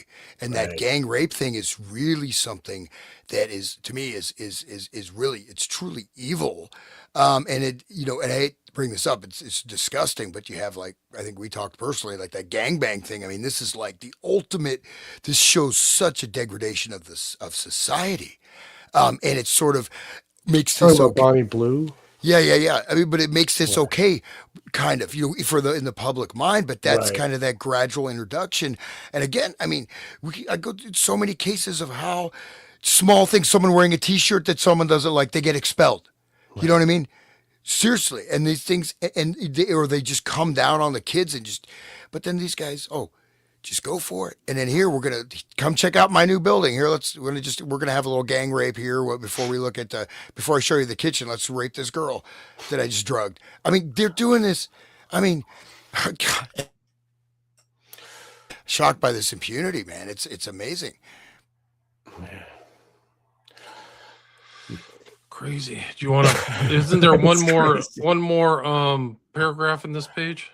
Yeah, I think It's so. the Alexander brothers. Do you want to read? Somebody Yeah, read it? I'll finish it. Right. The Alexander brothers used a similar playbook to commit rapes and sexual assaults after chance encounters with women at nightclubs, parties, or other social events. After the initial meeting, the defendants lured the women to a second location. That's never go to the second location, ladies. Okay. And then forcibly raped her.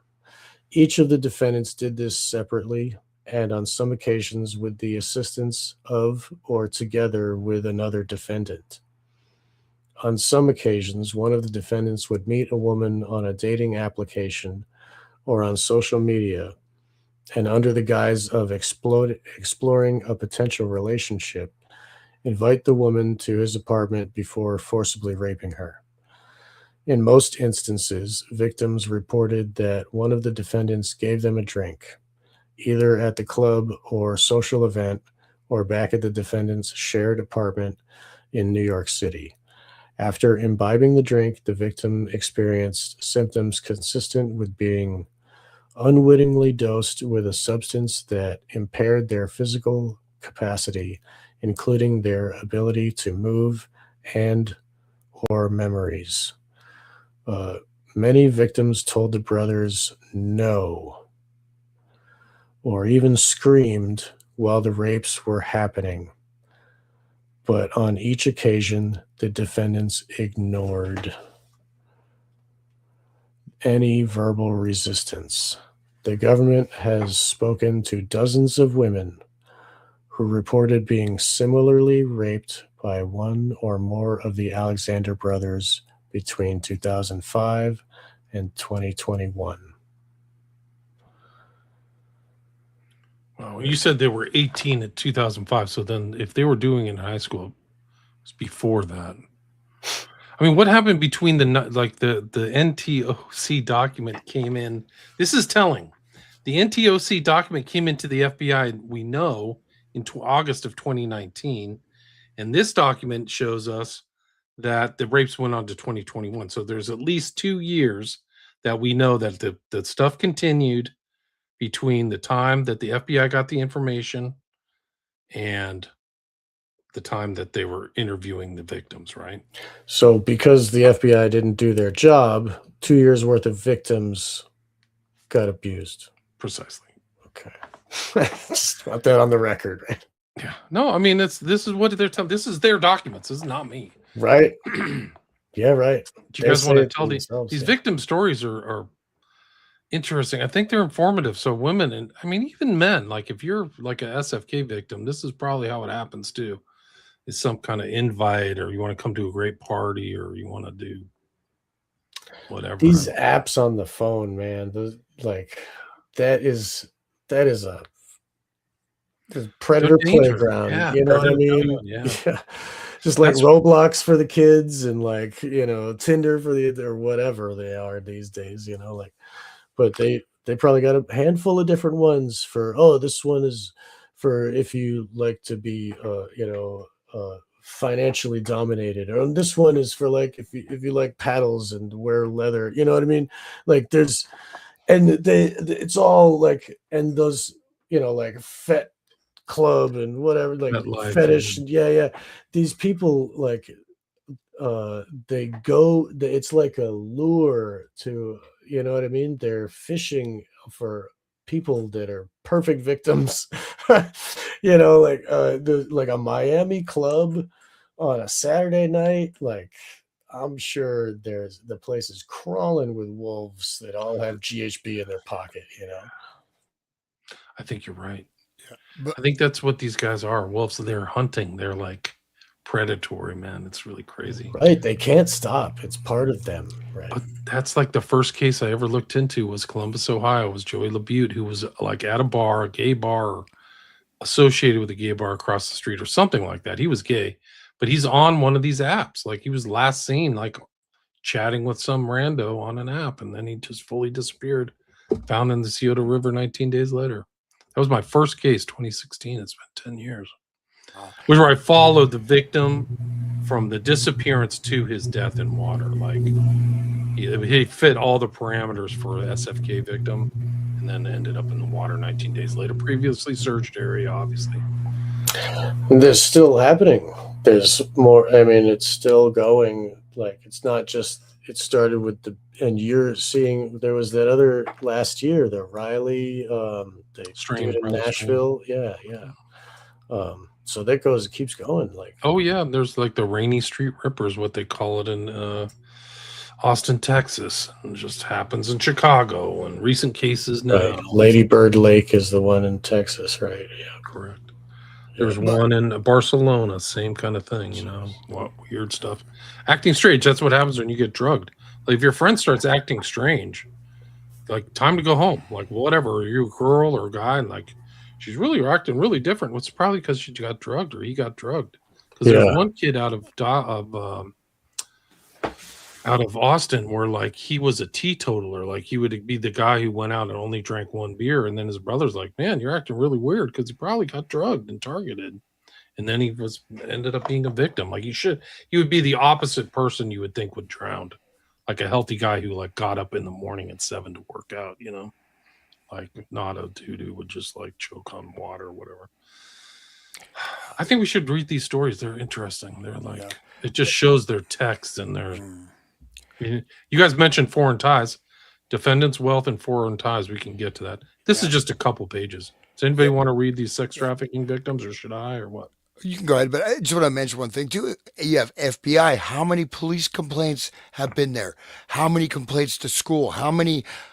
Probably hundreds of complaints from family, from this, that, from, rumors, innuendos, guidance counselors, all the police. It's not just the FBI, right? I guarantee this has been reported to the police at least probably dozens of times, or even on suspicion, right? So finally get to the FBI. It doesn't mean that it wasn't being, whatever presented to various other legal authorities. Would you agree with that? I mean, obviously the police completely ignored it. And it's not like, oh, those guys again. I mean, these are not real hard investigations to do. Just go and catch them probably any night of the week. You can find them drugging and raping someone. It looks like, I mean, it's pretty much what they do, I mean, I bet there's dozens more than even they talk to of this case, just like Epstein, just like these other things, maybe even Cosby, or, people who've been, Cosby was active for like 40 years. So, yeah, I think that you're right. I think if you're multi-jurisdiction, and same thing with Epstein, like, they didn't know. I remember when the Epstein story kind of broke in 2018, they were just talking about Miami, like, oh, this guy has a place in Miami. They didn't understand that. Like, they almost didn't even reach into Zorro that much. But now you realize this guy was a walking criminal enterprise, man. He was committing crimes on a plane, in New York, in Miami, in New Mexico, at Little St. James. Like, he was just like that. So these guys might have figured out the multi-jurisdictional kind of trick to stymie police investigations. All right, sex trafficking victim 1, count 2. In or around the summer of 2011, a friend invited victim 1 to travel to the Hamptons to stay with her friends. Victim 1 accepted the invitation. She was living in Manhattan at the time and traveled by Long Island Railroad from Penn Station to the Hamptons. That's like out in Long Island, right? Eastern Long Island. Tal Alexander and another man were waiting for victim 1 and her friend at the train station and drove the women to their vacation house. Victim 1 had never met Tal Alexander before. After arriving at the house, victim 1 was given a glass of wine and drank about half of it before she began to feel unwell in a way inconsistent with drinking that amount. Victim 1's memory thereafter became hazy, but she had several distinct memories of the night. Specifically, victim 1 remembers being held down by Tal while another man entered the room. Victim 1 also remembers being in a second location with Tal and the other man, and that a camcorder was set up. Victim 1's next memory is of waking up in the grass outside the vacation house with a physical sensation indicating recent vaginal penetration. Sex trafficking victim 2, count 3. In or around August 2016, victim 2 and her friend, individual 1, matched with Elon and Oren Alexander on a dating app. Victim 2 primarily communicated with Oren, while individual 1 primarily communicated with Elon. Elon and Oren invited victim 2 and individual 1, who were located in Illinois, to travel to stay with him in the Hamptons over Labor Day weekend and offered to pay for flights for victim 2 and individual 1. Individual 1 and victim 2 agreed to go, and on September 1st, 2016, the Alexander brothers purchased early morning flights for the women to fly to New York on the following day. Messages located in Orrin's iCloud account reflect the Alexander brothers exchanging messages about purchasing flights for victim 2, and victim individual 1. Around the time the Alexander brothers were booking the tickets on September 1st, 2016, Elon, are we booking flights? First 3 on left. Elon, we split and tried to orgy them then out. Tal, for sure. Tal, last weekend. Tal, throw it up. Elon, I agree. Orrin, all 4, why not? A few days prior, Tal exchanged messages with 2 party promoters on a group chat entitled Hampton's Hot Chicks, arranging for hot women to stay at the Alexander brothers' Hamptons house that same weekend. At the end of the exchange, one of the promoters said, quote, I want photos of the girls naked, unquote. Tal responded, quote, LOL, guys, we're going to have a lot of fun, unquote. After victim 2 and individual 1 arrived in New York, the Alexander brothers transported the women to their Hamptons house by car and provided them with beds in a space shared with other women. The following day, the Alexander brothers hosted a party. During the party, Orrin gave victim 2 a cocktail, and shortly thereafter, victim 2 began feeling strange and struggled to walk. Elon assisted victim 2 inside the house and took her to a bedroom to lie down. Sometime later, victim 2 woke up when Orrin entered the room. Orrin put on a condom, pulled down victim 2's bathing suit, and climbed on top of her. Victim 2 was physically impaired and could not move. She also struggled to speak. Orrin raped victim 2 and left the room, leaving her lying on the bed. When victim 2 woke up the next morning, she was still lying on the bed, and her bathing suit was pulled down around her legs. Victim 2 disclosed the rape to individual 1, and they left the Alexander brothers' house that same day. Other evidence of sex trafficking and transportation for illegal sexual activity.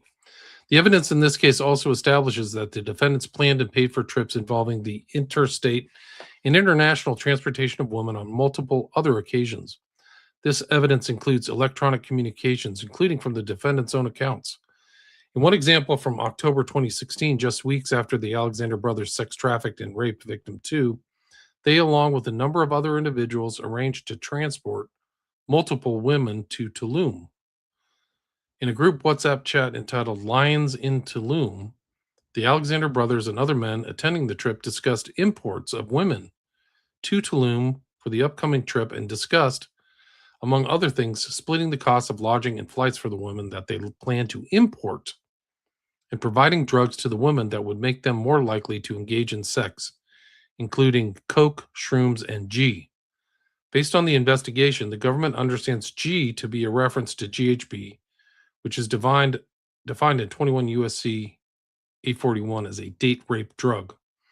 Below are select messages from that chat. October 3rd, 2016, Mail 1. Going to start collecting for the pot to fly bitches down. Elon. There should be a fee per bang and after bang. Mail 1. Starting to collect Venmo for girls' flights. Orrin. Oh yeah. What's the lineup? Need to pick winners. Orrin. Can't be sponsor girls like ISIS. Mail 1. LOL. It's going to be hard to get girls up to your standard. Orrin. Just warn him your boys are hungry. Tal. Girls look fresh. October 4th, 2016. Elon. I think we should all bring chicks and not rely only on promoters since we never met the girls. We need fun girls with good attitude. I'm sure we all met many recently this summer. Mail 2. I know you know some winners. Elon. Hail Mary Pass should be overload. Elon. I say yes, chip in and bring others. Mail 1. I don't want anyone being upset if they don't run a 10-man train. Elon. I'm trying to cover all bases. Mail 1. I just need to handle drugs. Tal. Yes. Mail 1. I don't want X around too much. Nothing gets done with that. Mail 1. Coke, shrooms, and G. Mail 1. X makes the girls want to chase the fucking party. October 13th, 2016. Tal. Photographers, drugs. Mail 1. All getting worked on. Orrin. Are all girls getting shipped out on Sunday? Mail 1. Yeah. Mail 1. Feel free to extend a piece you like. Elon, nut returns end of trip. Oren, just trying to make sure I get max returns. Was going to come for that Sunday night tax and make sure all girls make quota. Male 1, LOL, the whole $500 on a flight? Oren, no free rides under my watch. Oren, that's more than most of us ever spend on girls. Just want to make sure we get a good ROI, return on investment.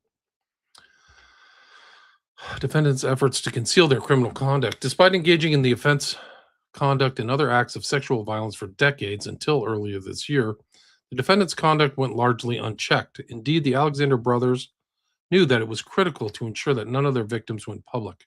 For example, in January 2021, Oren and Tal Alexander had the following exchange. Oren, start to think about reputation you want out there. We are on top of the game, and only thing can bring us down is some hoe complaining. Tal, understood. Did someone complain? Even when the victims did complain, the defendants took steps to stop victims from reporting. The government is aware, for instance, of at least one occasion in which Tal and Oren filed a police report alleging harassment against a woman who was described being forcibly digitally penetrated by Tal while Oren was in the room. Tal also threatened that victim with a defamation lawsuit if she did not stop telling people that he and Oren had sexually assaulted her. And at least one other victim reported that Tal made threatening statements to her after she told other people that he drugged her. There you go, Hans. In March 2024, multiple lawsuits alleging sexual misconduct and assault against the Alexander brothers were publicly reported. So there were civil suits. I haven't seen those. In response to the public accusations, Elon Alexander began compiling files on each publicly identified victim and several who had not made public accusations as part of an apparent attempt to discredit their accusers. The government's investigation of the defendant's obstructive conduct is ongoing. Interesting. B, the defendant's wealth and foreign ties. The defendants each have access to significant financial resources. Oren and Tal Alexander are real estate agents who focus on ultra-luxury markets in Miami and New York City. In the early 2010s, Oren and Tal founded the Alexander team at their former brokerage. The Alexander team was responsible for securing significant broker deals, including a nearly $240 million sale of a penthouse in 2019, which at the time was the most expensive residential sale in United States history. Shortly after the historic deal and associated historic brokerage fee, Oren and Tal opened their own ultra-luxury real estate firm. As recently as May 2024, that firm was involved in brokering a $14.3 million deal in Bay Harbor. All three defendants reside in high-value properties in Miami Beach and New York. Since about 2019, Tal Alexander has rented an apartment in a building that is part of Billionaires Row, a term referring to ultra-luxury skyscrapers near Manhattan Central Park. That's probably close to Epstein, which is on 71st Street, next to Central Park. Elon and Oren Alexander's properties in Miami Beach have direct water access and private docks. The defendant's family also has significant foreign ties, particularly to Israel. Their parents are from Israel, and the Alexander brothers frequently travel to Israel to visit family, conduct business, and for vacation. They also travel frequently outside the United States to other locations, often booking flights at the last minute or traveling by private jet or yacht. It's always the Jews, man. Every time. The Jews and rape. Have you ever seen like the people around Netanyahu that like they've all been accused of rape or like convicted of rape? It's crazy. Probably. I mean, they do that for part of their war. I mean, that's one of their Well, weapons of war. they had a pro-rape protest in New York City, right? Because there were people complaining about the raping of prisoners and whatever, and there was a protest in favor of rape as a military tactic just recently. There you go, man. All right, I didn't make it up. I'm sorry. I'm sorry, Alan Dershowitz. Don't come down on me. Oh, man. Netanyahu, leave me alone, man. I love you guys.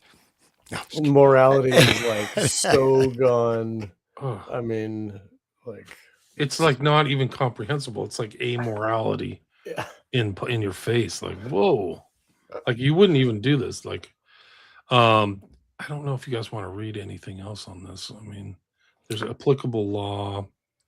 There's dangerousness. They say that they're dangerous. Well, that's understandable. And so then I think that the risk of flight, I don't think they got bail. I don't think they were granted bail. I'm not sure. Waiting on their Trumpy bear to get yeah, the they're Trump. waiting on Yeah. Trumpy bear. They- Get their American flag, cozy then- up tight with their. and then they'll get to bail. Yeah.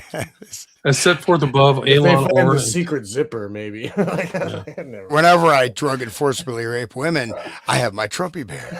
I cover myself in the American flag. Yeah, okay. all three pose an ongoing and significant danger to the community and present a serious risk of flight.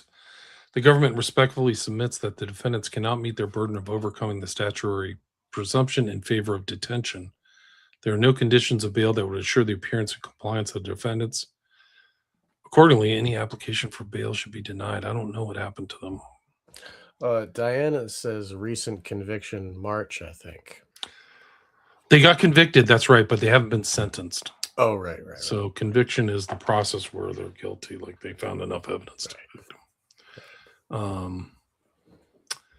Yeah, that is something else. So there's like another like tied to the Epstein network in the NTOC and convicted. They actually did it, but like they're like we mentioned earlier, Sean, there were 2 years from the information going to the FBI that they were actually, possibly there were victims up until 2021, according to this document. Which is in this document comes out of They're not going to stop, I mean, they're not just going to be like, oh, I was a wolf yesterday. Today I'm a sheep, that doesn't happen. Did it for 20 years. Right. So it's in the high school yearbook. Most likely to succeed. I mean, Right.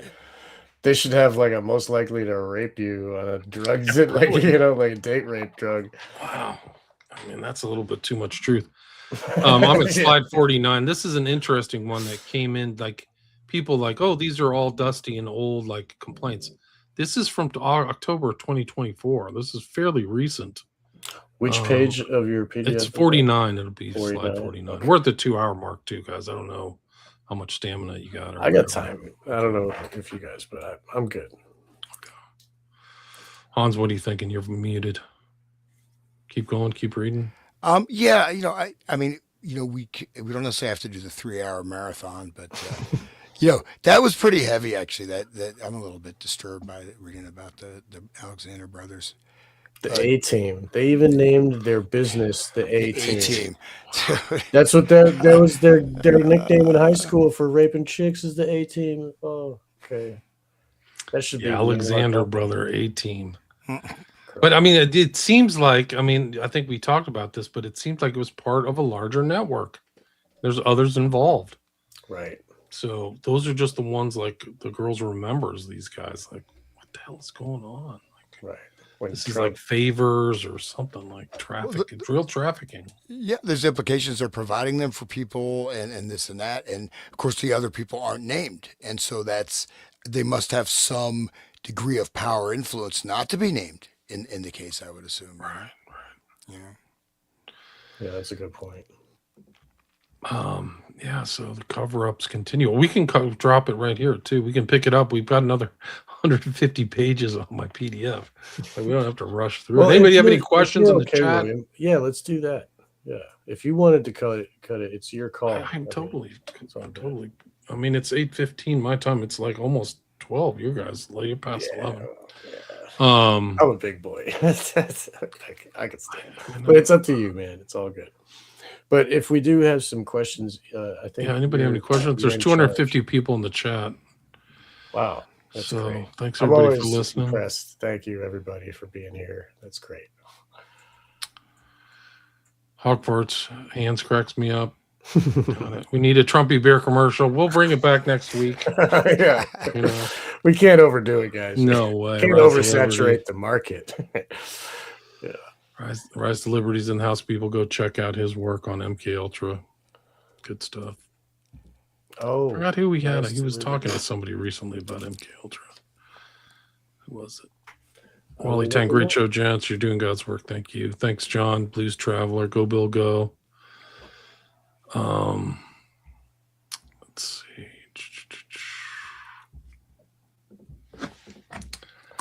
good to see the familiar faces in the chat. It's nice. We're getting a lot of repeat like people who are interested in this, Right. which is cool. You know, they're like Yes. following us, guys. We have started this before Charlie Kirk got shot. Right. So, oh yeah, it was the Satanic Panic. I listened to that Rise to Liberty. I listened to 3 hours of you and Austin talking about Satanic Panic. So, if you want to have a great overview of the Satanic Panic thing, go to the Rise to Liberty podcast. That's great. Yeah, it's good stuff. He's not debunking it and saying it's not No. fake, right? Or it's not real, right? He's saying that it's it's like SRA is real. It's legit, right? Yeah, Good. they're That's just good. covering. I'm glad he's on the side of truth. That's good, because a lot of people like that. Jordan Peterson had Anton LaVey's daughter on, and she was promoting books that say SRA is fake. She says it's all just fake. It's not just a new it's a more satanic panic. And he's like, oh yes, of course it's fake. And so they're out there again. They're still trying to push the gaslighting, because there's more disclosures all the time. Now the internet and podcasts, like, look at the imagination. It's like every one of her guests is, it's endless. Is a victim, right? Yes, dude. And it's like she's been going for years now. And it's many of them are repeats, but still repeat guests. But still, it's like, holy crap. And they're all the same. It's all the same. So, yeah, people should really, if they don't know, they should know that satanic ritual abuse is real. And it's a government operation. And it's mind control. It's Grok the Clown. It's the same shit we were talking about Manchurian Candidate way back when, it is that it's the hardcore mind control, and it takes the sexual abuse and the running train, like, when that's what they did to people that I know that have told me their stories, and it just happened to be guys in military uniforms, but they were like young dudes, and there was a video camera set up, and she was made to be held down, and this happened one after another, all on camera. It's like a conveyor belt of blackmail, you know what I mean? And these are young guys just getting into the military, and like, okay, she's 10-year-old girl, okay, like on camera, sure, like it's sick what they have to do, and I'm sure like the networks that run the SRA, it is high occult dark orders that are ancient, you know what I mean? And these kids are probably children of people that are in the club. And that's why nothing happened in high school. That's why nothing happened for 20 years after high school, because, I'll just get my daddy to take care of it, or whatever. You know what I mean? And just by saying Israel, like, it's bankers that created Israel. It's the Rothschilds created Israel. Look at like 1870s, like where it started was bankers wanted to have a country of their own so they could take over the world, and it's happening. So like they're Jews, okay, whatever. They're not religious, you know what I mean? They're bankers, Satanists that want power, Anyway, I'm rambling now. I'm sorry. It's also City of London, but that's true. I did share a link. Would you mind playing this clip? It's right there. I think it's the Trump Gaza video. Have you seen that? Will I get demonetized? No, you won't. No, you won't. It's sure? It's where he's talking about. No, it's a video. What he wants to build. It's an AI video. Yeah, it's pretty interesting. It's not it's not copyrighted or anything. So it's a Trump Gaza. You see that in the chat? I do. Some of the AI that's coming out lately is crazy.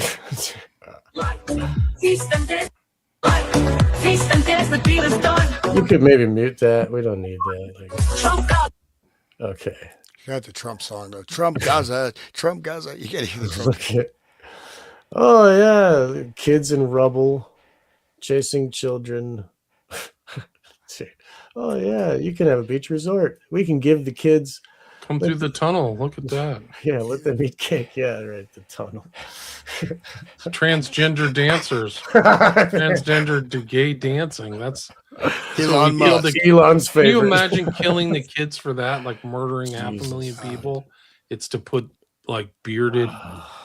Wow. Oh, they do have beards. I thought you were making a joke. Holy Yeah, shit, no. I didn't notice the But first the song time. Trump Gaza, it's the best. Trump Gaza beats the rest. Oh, We'll man. have to. You guys have to Is listen this to a that. trolling? No. He made this. He released this himself. Wow, dude. This is awesome. Yeah. Oh my god. Yep. The kids And are just gonna money- get money raining. Yeah, It's see, that's paper. what it's all about. It's only about money, guys. It's all Well, materialism. It just shows the amount of inflation. It's going to get so high that you can Right. actually drop dollars on children in other countries, and it doesn't matter because dollars are Yeah. worthless now. It's confetti. Right? Exactly. They don't even put it in their pockets. They're just Right. playing around. Yeah. Trump Gaza. Oh my god, this is horrible. This is a dystopia. It's so freaking. But he released disturbing. this. He put this out. It's like the future of Look, the the golden Trump statue. We were talking about the golden Trump statue. Look at this story. Go back to that. You got the golden Trump store, statue, yeah. and this the Trump Gaza store with all the golden Trump icons. Dude, there was a picture of him the other day. I've seen people with dementia. He looked really bad. Like his eyes are whacked where it's like the brain isn't computing when he was with Xi in I'll bet China. you- And I was just like, whoa, he's not all there. I'll bet you that they like pulled the cord with Joe, and he was normal until they gave him this dose of this thing that all of a sudden now he's demented. And I think they can do the same thing to Trump now that they're done with him. Yeah. I think that they have it's a tool in their arsenal. I don't think it's just dependent on the brain that's happening to. I think there's, they got a mixture just like Cosby and the A-Team and all the other guys and put it in his drink. Genesis, yeah, like a dementia genesis. I bet Right? So that's enough for Trump Gaza. But but I want the gold statue in the town square and the golden Trump store. That's awesome. Bring your dollars to Gaza. You can't sell those because it's all copyrighted. You can't. He would sue you. Like I think he has like 400 live suits, or his family have like suits against so many people just for talking about him. I think we should wrap it up, guys. Why don't you guys mention your shows too? Where can people find Wake the Dead Resident State? I'll say, yeah, please check out the Resident State. I'm trying to build the show up. I was with Sean, and I saw how many views he had. I said I have the most views in the world.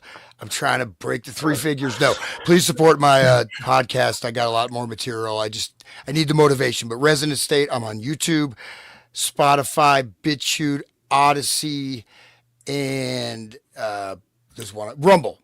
So yeah, check it out. I am posting new material and trying to be with these superheroes here. You should post some of the old material of the stuff that you used to do because you have recently acquired it. I've heard. I'm like, so I think that you should post some stuff because it is yours too. It's your voice, and who cares if he's got a paywall. Anyway, sorry. Yeah. So but no, it's great to be here. So and just trying to keep the information and the connections because it's really we are at a crucial point. That's what I've been stressing. We really need to see.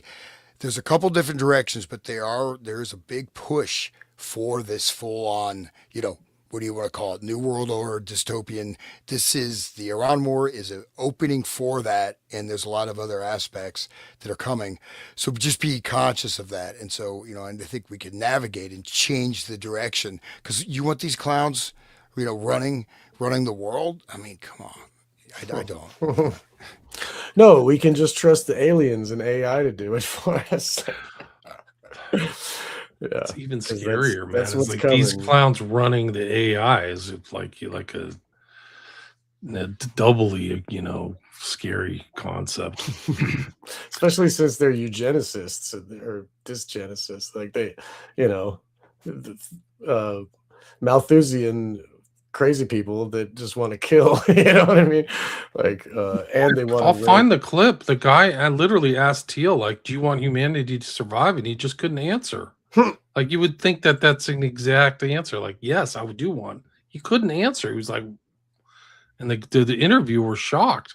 Couldn't It even shows believe it. his own psychosis. Like it shows he's self-loathing and like his own problems. Like that dude's crazy. Neck deep Obviously. with Epstein. And also, like this other guy. Well, there was a weird nexus the other day. Is Brock Pierce, who was associated with Digital Entertainment Network, which some people have described as created by Hollywood for one sole purpose, which is to rape kids, was literally at the Doral golf course in front of the golden Trump, fist in the air thing. Like, there he is. He's literally right there. Have you guys seen that picture? It'll blow your No. freaking I mind. saw a Like, documentary about the digital network. It's some kids talking about being at the pool and getting yeah, predated. like, oh, there's Terrible. pool parties every day, guys. It'll be so much fun. Gross. Like, that was the whole point, Ugh. according to some people, is like the whole point of Den. Like, there was no show that was ever produced because that Den. wasn't the point. Just think about it, Den, like a place where, like a dark place where, like people go to. Oh man. Gross. Well, you got Here it Bill, is. Here it Bill, is. Bill Gates, right? The interview, he's like, yeah, if our vaccine campaign is successful, we can reduce the population of Africa by about 20 to 30%. And he says this in a live video. That was great. I've got and it turns out the recorded. vaccine had chemicals that made women infertile. Right. And so, but these, the eugenics thing is absolutely serious, and it's been talked about. It's a thing I haven't posted about H.G. Wells back in 1938, The World Brain. He's saying, oh, we're running out of room for humanity. What, in 1938, dude?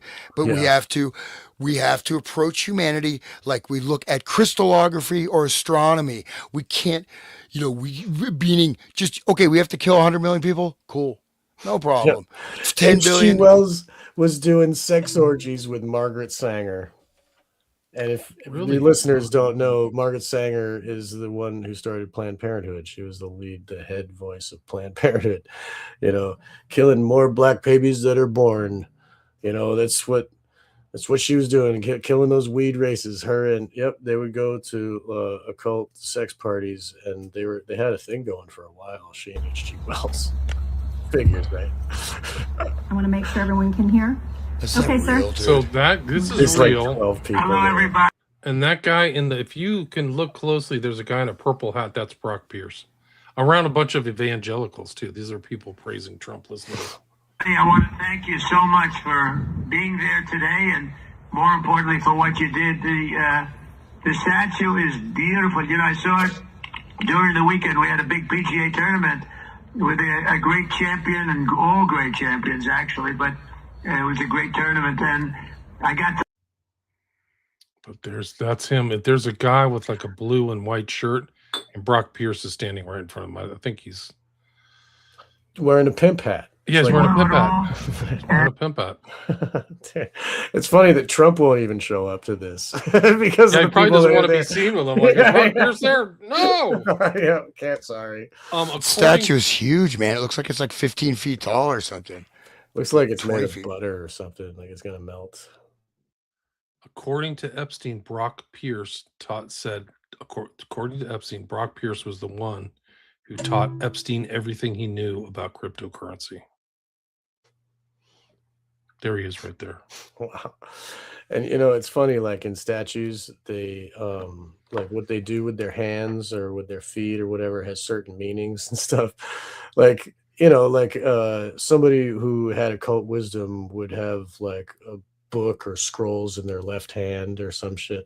Like what is he doing? He's playing pocket pool. The guy is with his hand in his pocket, he's like fishing around. Like this, it's pretty funny. It's silly, Jenny says, support Trump not too long ago, despite Trump having multiple connections with Trump.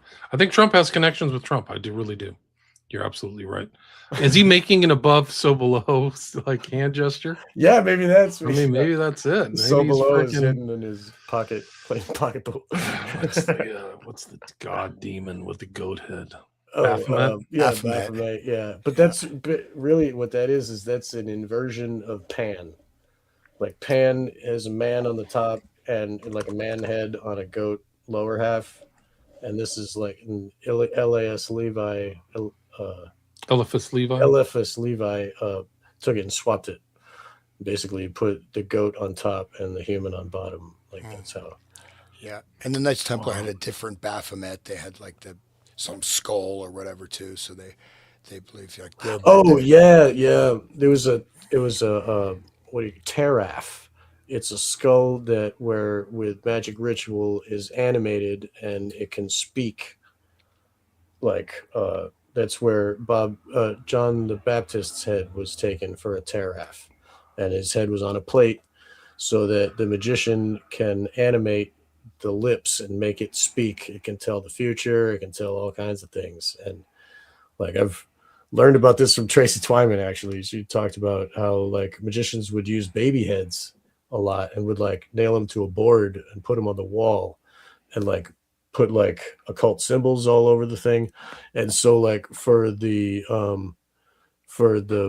Knights Templar, their Baphomet was a severed head. And then if you think about it was a severed head that would talk. it was their And founder, I believe, like the original. I forget the okay, guy. Yeah, that's the head that they used. Okay. yeah, But if you think about the Bonesmen in the 322, they got Geronimo's head. And like for a Teraf, if you can get the head of a like a shaman or a seer or like a highborn, then that's more valuable. So like they stole Geronimo's head. Why would they steal Geronimo's head? It's for the Teraf. So like this is high occult magic. People should look into it. It's very interesting. This is an email between Brock Pierce and Epstein. I'm sorry. I just saw a note from Diana. She says, well, look where Tracy Twyman is now. Yeah, that's because she went to the FBI. I don't know if her husband is scrubbing everything on the internet, but I'm just talking about her. Okay. Like this is something that I know. She discovered sex trafficking of children on YouTube. And she brought it to the FBI because she thought that they would want to know and do some justice. Yeah. She was fooled into thinking that her government would help her. And then she was like gang stalked and she ended up hanging in her own garage. And she would never do that. She had a kid. She would never do that. So, and her husband is scared, is like taking everything that she ever did off the internet and like suing anybody. Like, I think there's some real shit going there. And I don't think that she did that to herself. So she went to the FBI, and that's why. If she went to other places, she might have survived. I think that's what happened. So I just need to say that. Sorry, guys. I love Tracy Twyman. There are things in these files where they're talking about the FBI being compromised. And when they arrested Epstein, they did it in a secretive subset of the FBI where only like 5 or 10 people knew what the hell was going on because they didn't want to announce it to all the FBI because they thought it was compromised. Like it's literally a true thing. That's like one of the elements of the Epstein things. It wasn't leaked because they were afraid it could leak. Like that was their own internal concern. That makes sense. Right. I actually have something in here from these docs where like there's like one of these attorneys like, don't send your stuff to the FBI because you'll never see it again. They don't trust the FBI at all. Like literally one Would of the, you after what we read with Grok the No! Clown? Like, No! yeah, dude. no. So Get if an attorney. If you get it in the FBI and they're talking, you just go, I want to exercise my Fifth Amendment rights and I want an attorney right now. Because that was what the other thing that I remember about the 302s and Trump and all that stuff was the general. I can't remember his name, but like they came to him casually and just we want to have a casual conversation. So his guard was down, but then they used that conversation against him. It was General Mike Flynn. If I never my talk memory to serves me cops, correct. man. Never. Like, I mean, maybe the cops are nicer, but I wouldn't trust the FBI at all. never. Yeah, dude, of course. And if YouTube is doing it, like if they're blatantly like keeping the videos up, even though people complain or whatever, like she found like mothers that were whoring their kids, and it's like mom owned whatever, and the kid would be in like, cheerleader uniform, and they would ask for private pictures, and they contact, like, it's a whole system, and YouTube knows about it, and YouTube lets it happen. So This is this you know, is this is from the Epstein files. You can see the EFTA number. Sigrid Macaulay was Virginia Giuffre's attorney, and she's sending. I don't know why they redacted this, but he says she writes. No, it's somebody to Sigrid. You should know that just before Peter got in touch with you guys, I contacted the FBI in the U.S. too. After I informed the U.S. FBI, Reed Jeffrey, I was told to go to the FBI unit at the U.S. Embassy and take all my evidence along with me. I told them everything, was supposed to go the day after I spoke with you guys, but was told not to because they would take all my evidence and I'd never see it again. Yep. And we talked to earlier shows about, the criminal, forensic, criminology, and they come out and track down the serial killers. They come out to cover stuff up. You know what I mean? The FBI comes in, investigation is shut down. And, and they promote like, oh, these guys are the genius masterminds of investigation. No, they're like, they're pinning murders on certain people. John Douglas, all these guys. Just, dude, John Douglas was involved in the West Memphis 3 and the John Bonet thing. When I found out that he was involved with John Bonet, I just felt like my heart sank. Like, wow, this is so freaking dark.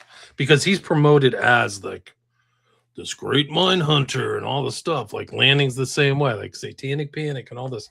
And then you realize like his work on the West Memphis 3 is terrible. It's just total atrocity. And he turned, in my opinion, I've written an article about this, but like he turned some of the victims' parents because of his authoritative like expertise or whatever. They're like, oh, well, whatever you say, John, I guess you're right. Mind control. And the John Bonet Ramsey case, I mean, I'm sure people are familiar with it, but I mean, she was being sex trafficked. She was murdered during either an event, a ritual, and we found her body in the basement. We don't know what happened. It's the worst story ever. You cannot make a worse excuse. I mean, if you tried to come up with the worst thing, you could. I mean, it's unbelievable, right? And then the note, and then like, yeah. And the people touching her body, like before the forensics, like, it's super dark, man. And the dad who was like building the airport for freaking the island, North Michigan or whatever. Like, the dad of Jean Bonnet?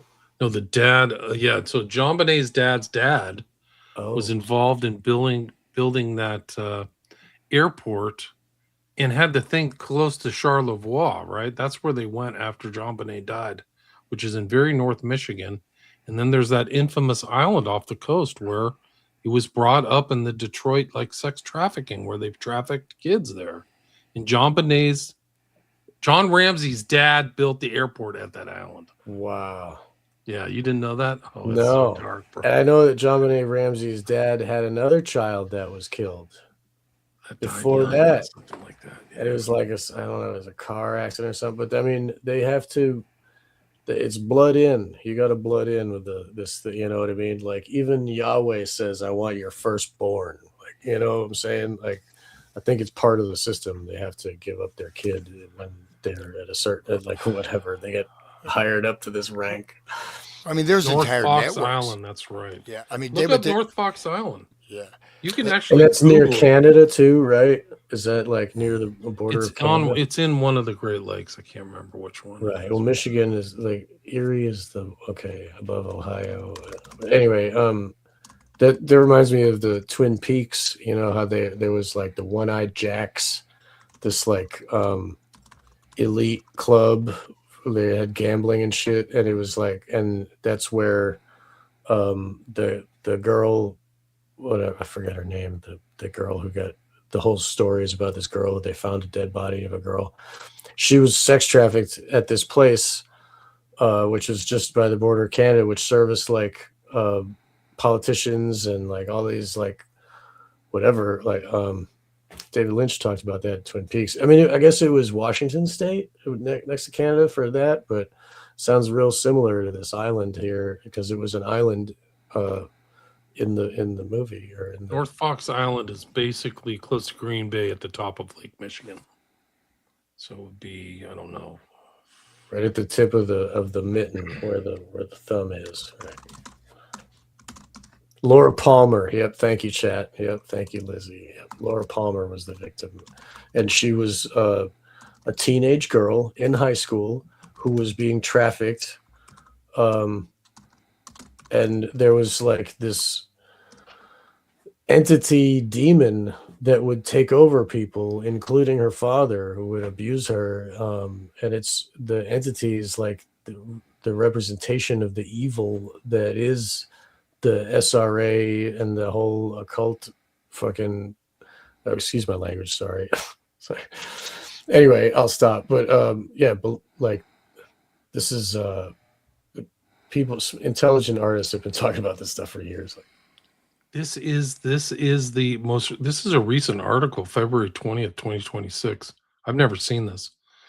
Before Epstein's Island, power and privilege shielded abuse on Michigan's North Fox Island. Michigan's analog age trafficking network mirrored the power structures later tied to Jeff Epstein. Interlochen was in Michigan too. And they have all this stuff. Like I did a show on this. It was tied to a lot of deaths in Detroit at the time. And there's a picture of where the island is. So it's that circle if you see it there. I see, yeah. This was a big network, man. Yeah, huge network. Child exploitation network. Oh, I wish I could open. Oh, there it is. Somebody drew this elaborate diagram. Can't be Does it let you open? Does it let you open? Oh, is that the it's guy that connected makes to the Oakland County child killer case? I've interviewed a woman about that. It's connected. The island is connected to that case. Anyway. All right. Make sure there are links after the road. Yeah, I'll put the links, and I usually put them in the show notes, guys. Yeah, Hans got to say his. I'll say mine before we're done. Wake the Dead. Oh, go ahead, Hans. You were going to say something? No, I already said something, but yeah. Sean's show is Wake the Dead. Right, My show is The Resident State. William's show is William and Ramsey Investigates. No, I already said something. So go okay. ahead. Yeah. People. I recently got a PO box, and if anybody would like to send me stuff, like I don't know, whatever you choose. Donations are very much appreciated, but whatever you choose, that's legal, I guess, or cannabis is legal here, so just saying. GBH. yeah, maybe not, but if it's a strange drug liquid, I might not take it. But anyway, please send me something. If you're gonna send a donation, please make it out to Sean McCann so I can cash the thing. But send anything to Wake the Dead, PO Box 93 at Oberlin, Ohio 44074. And also you can find my stuff, Wake the Dead, on all the videos and YouTube and Rumble and BitChute and Odyssey and Spotify, and you can find all the audio on like the Google and all that stuff. Wake the Dead is my thing. And you can find everything at onegreatworknetwork.com/Sean-McCann. That's where I post everything. And thank you, William, for joining us. Please tell us where we can find you and your recent works. Yeah, it's William Ramsey Investigates is my podcast. And then I have a website if you're interested in books. I just got a new shipment of books. Awesome. And all my stuff is on Patreon ad-free. So you can join my Patreon. I usually get back. It's kind of a legacy spot, but I usually get back to people on there. And if you sign up, you get like every $20, you get a free book. So you actually have something tangible. Awesome. And you have ad-free stuff. So this will show up there. You can avoid all the YouTube ads and things like that for $5 a month. It's not very expensive. Yeah, I also have an ad-free archive on my Patreon. I'm posting a lot of stuff. I have a lot of also rare book archives and various other things, including exclusive content. So please support the arts and support the expansion of the mind war as we take the reins of mimetic warfare and turn it back on the masters. We can make their golden statues into whatever. The melted butter. It down into coin for the population. How about that? I want to look like Mr. T. We're helping to ungrok all the clowns out there. So. Yeah. Please You can build yeah. bones back better, and you can actually be a fully autonomous individual again, and get away from the hypno program TV and the slop media and people who don't have your best interest and want you to be a stressed out, anxious, filled, uninformed, malinformed person. So I think that's that would be the work that ties all three of us together, in my opinion. So thanks for having me again, guys. Till next time. Thanks for all the great comments and everything to the stream. 263 live listeners. If you love the show, please share it. I know times are tough, things are expensive, but just a click on sharing some of these episodes, if you find them edifying, worthwhile, please share them. And go to these places to give 5-star reviews. It helps with any algorithm or anything like that. Also, you can go to any one of our YouTube channels and get notifications, so you'll see these things coming up. Like, I'm trying to get more on the ball and set up the streams farther in advance so people know, instead of just putting them up the same day. So you'll kind of see more streaming as my YouTube channel's still there. Like, they haven't taken it down yet. Or channels, I should say. But thanks, everybody, and thanks for having me back, Sean and Hans. Appreciate it. You're welcome. It's our pleasure. Definitely our pleasure. That's great.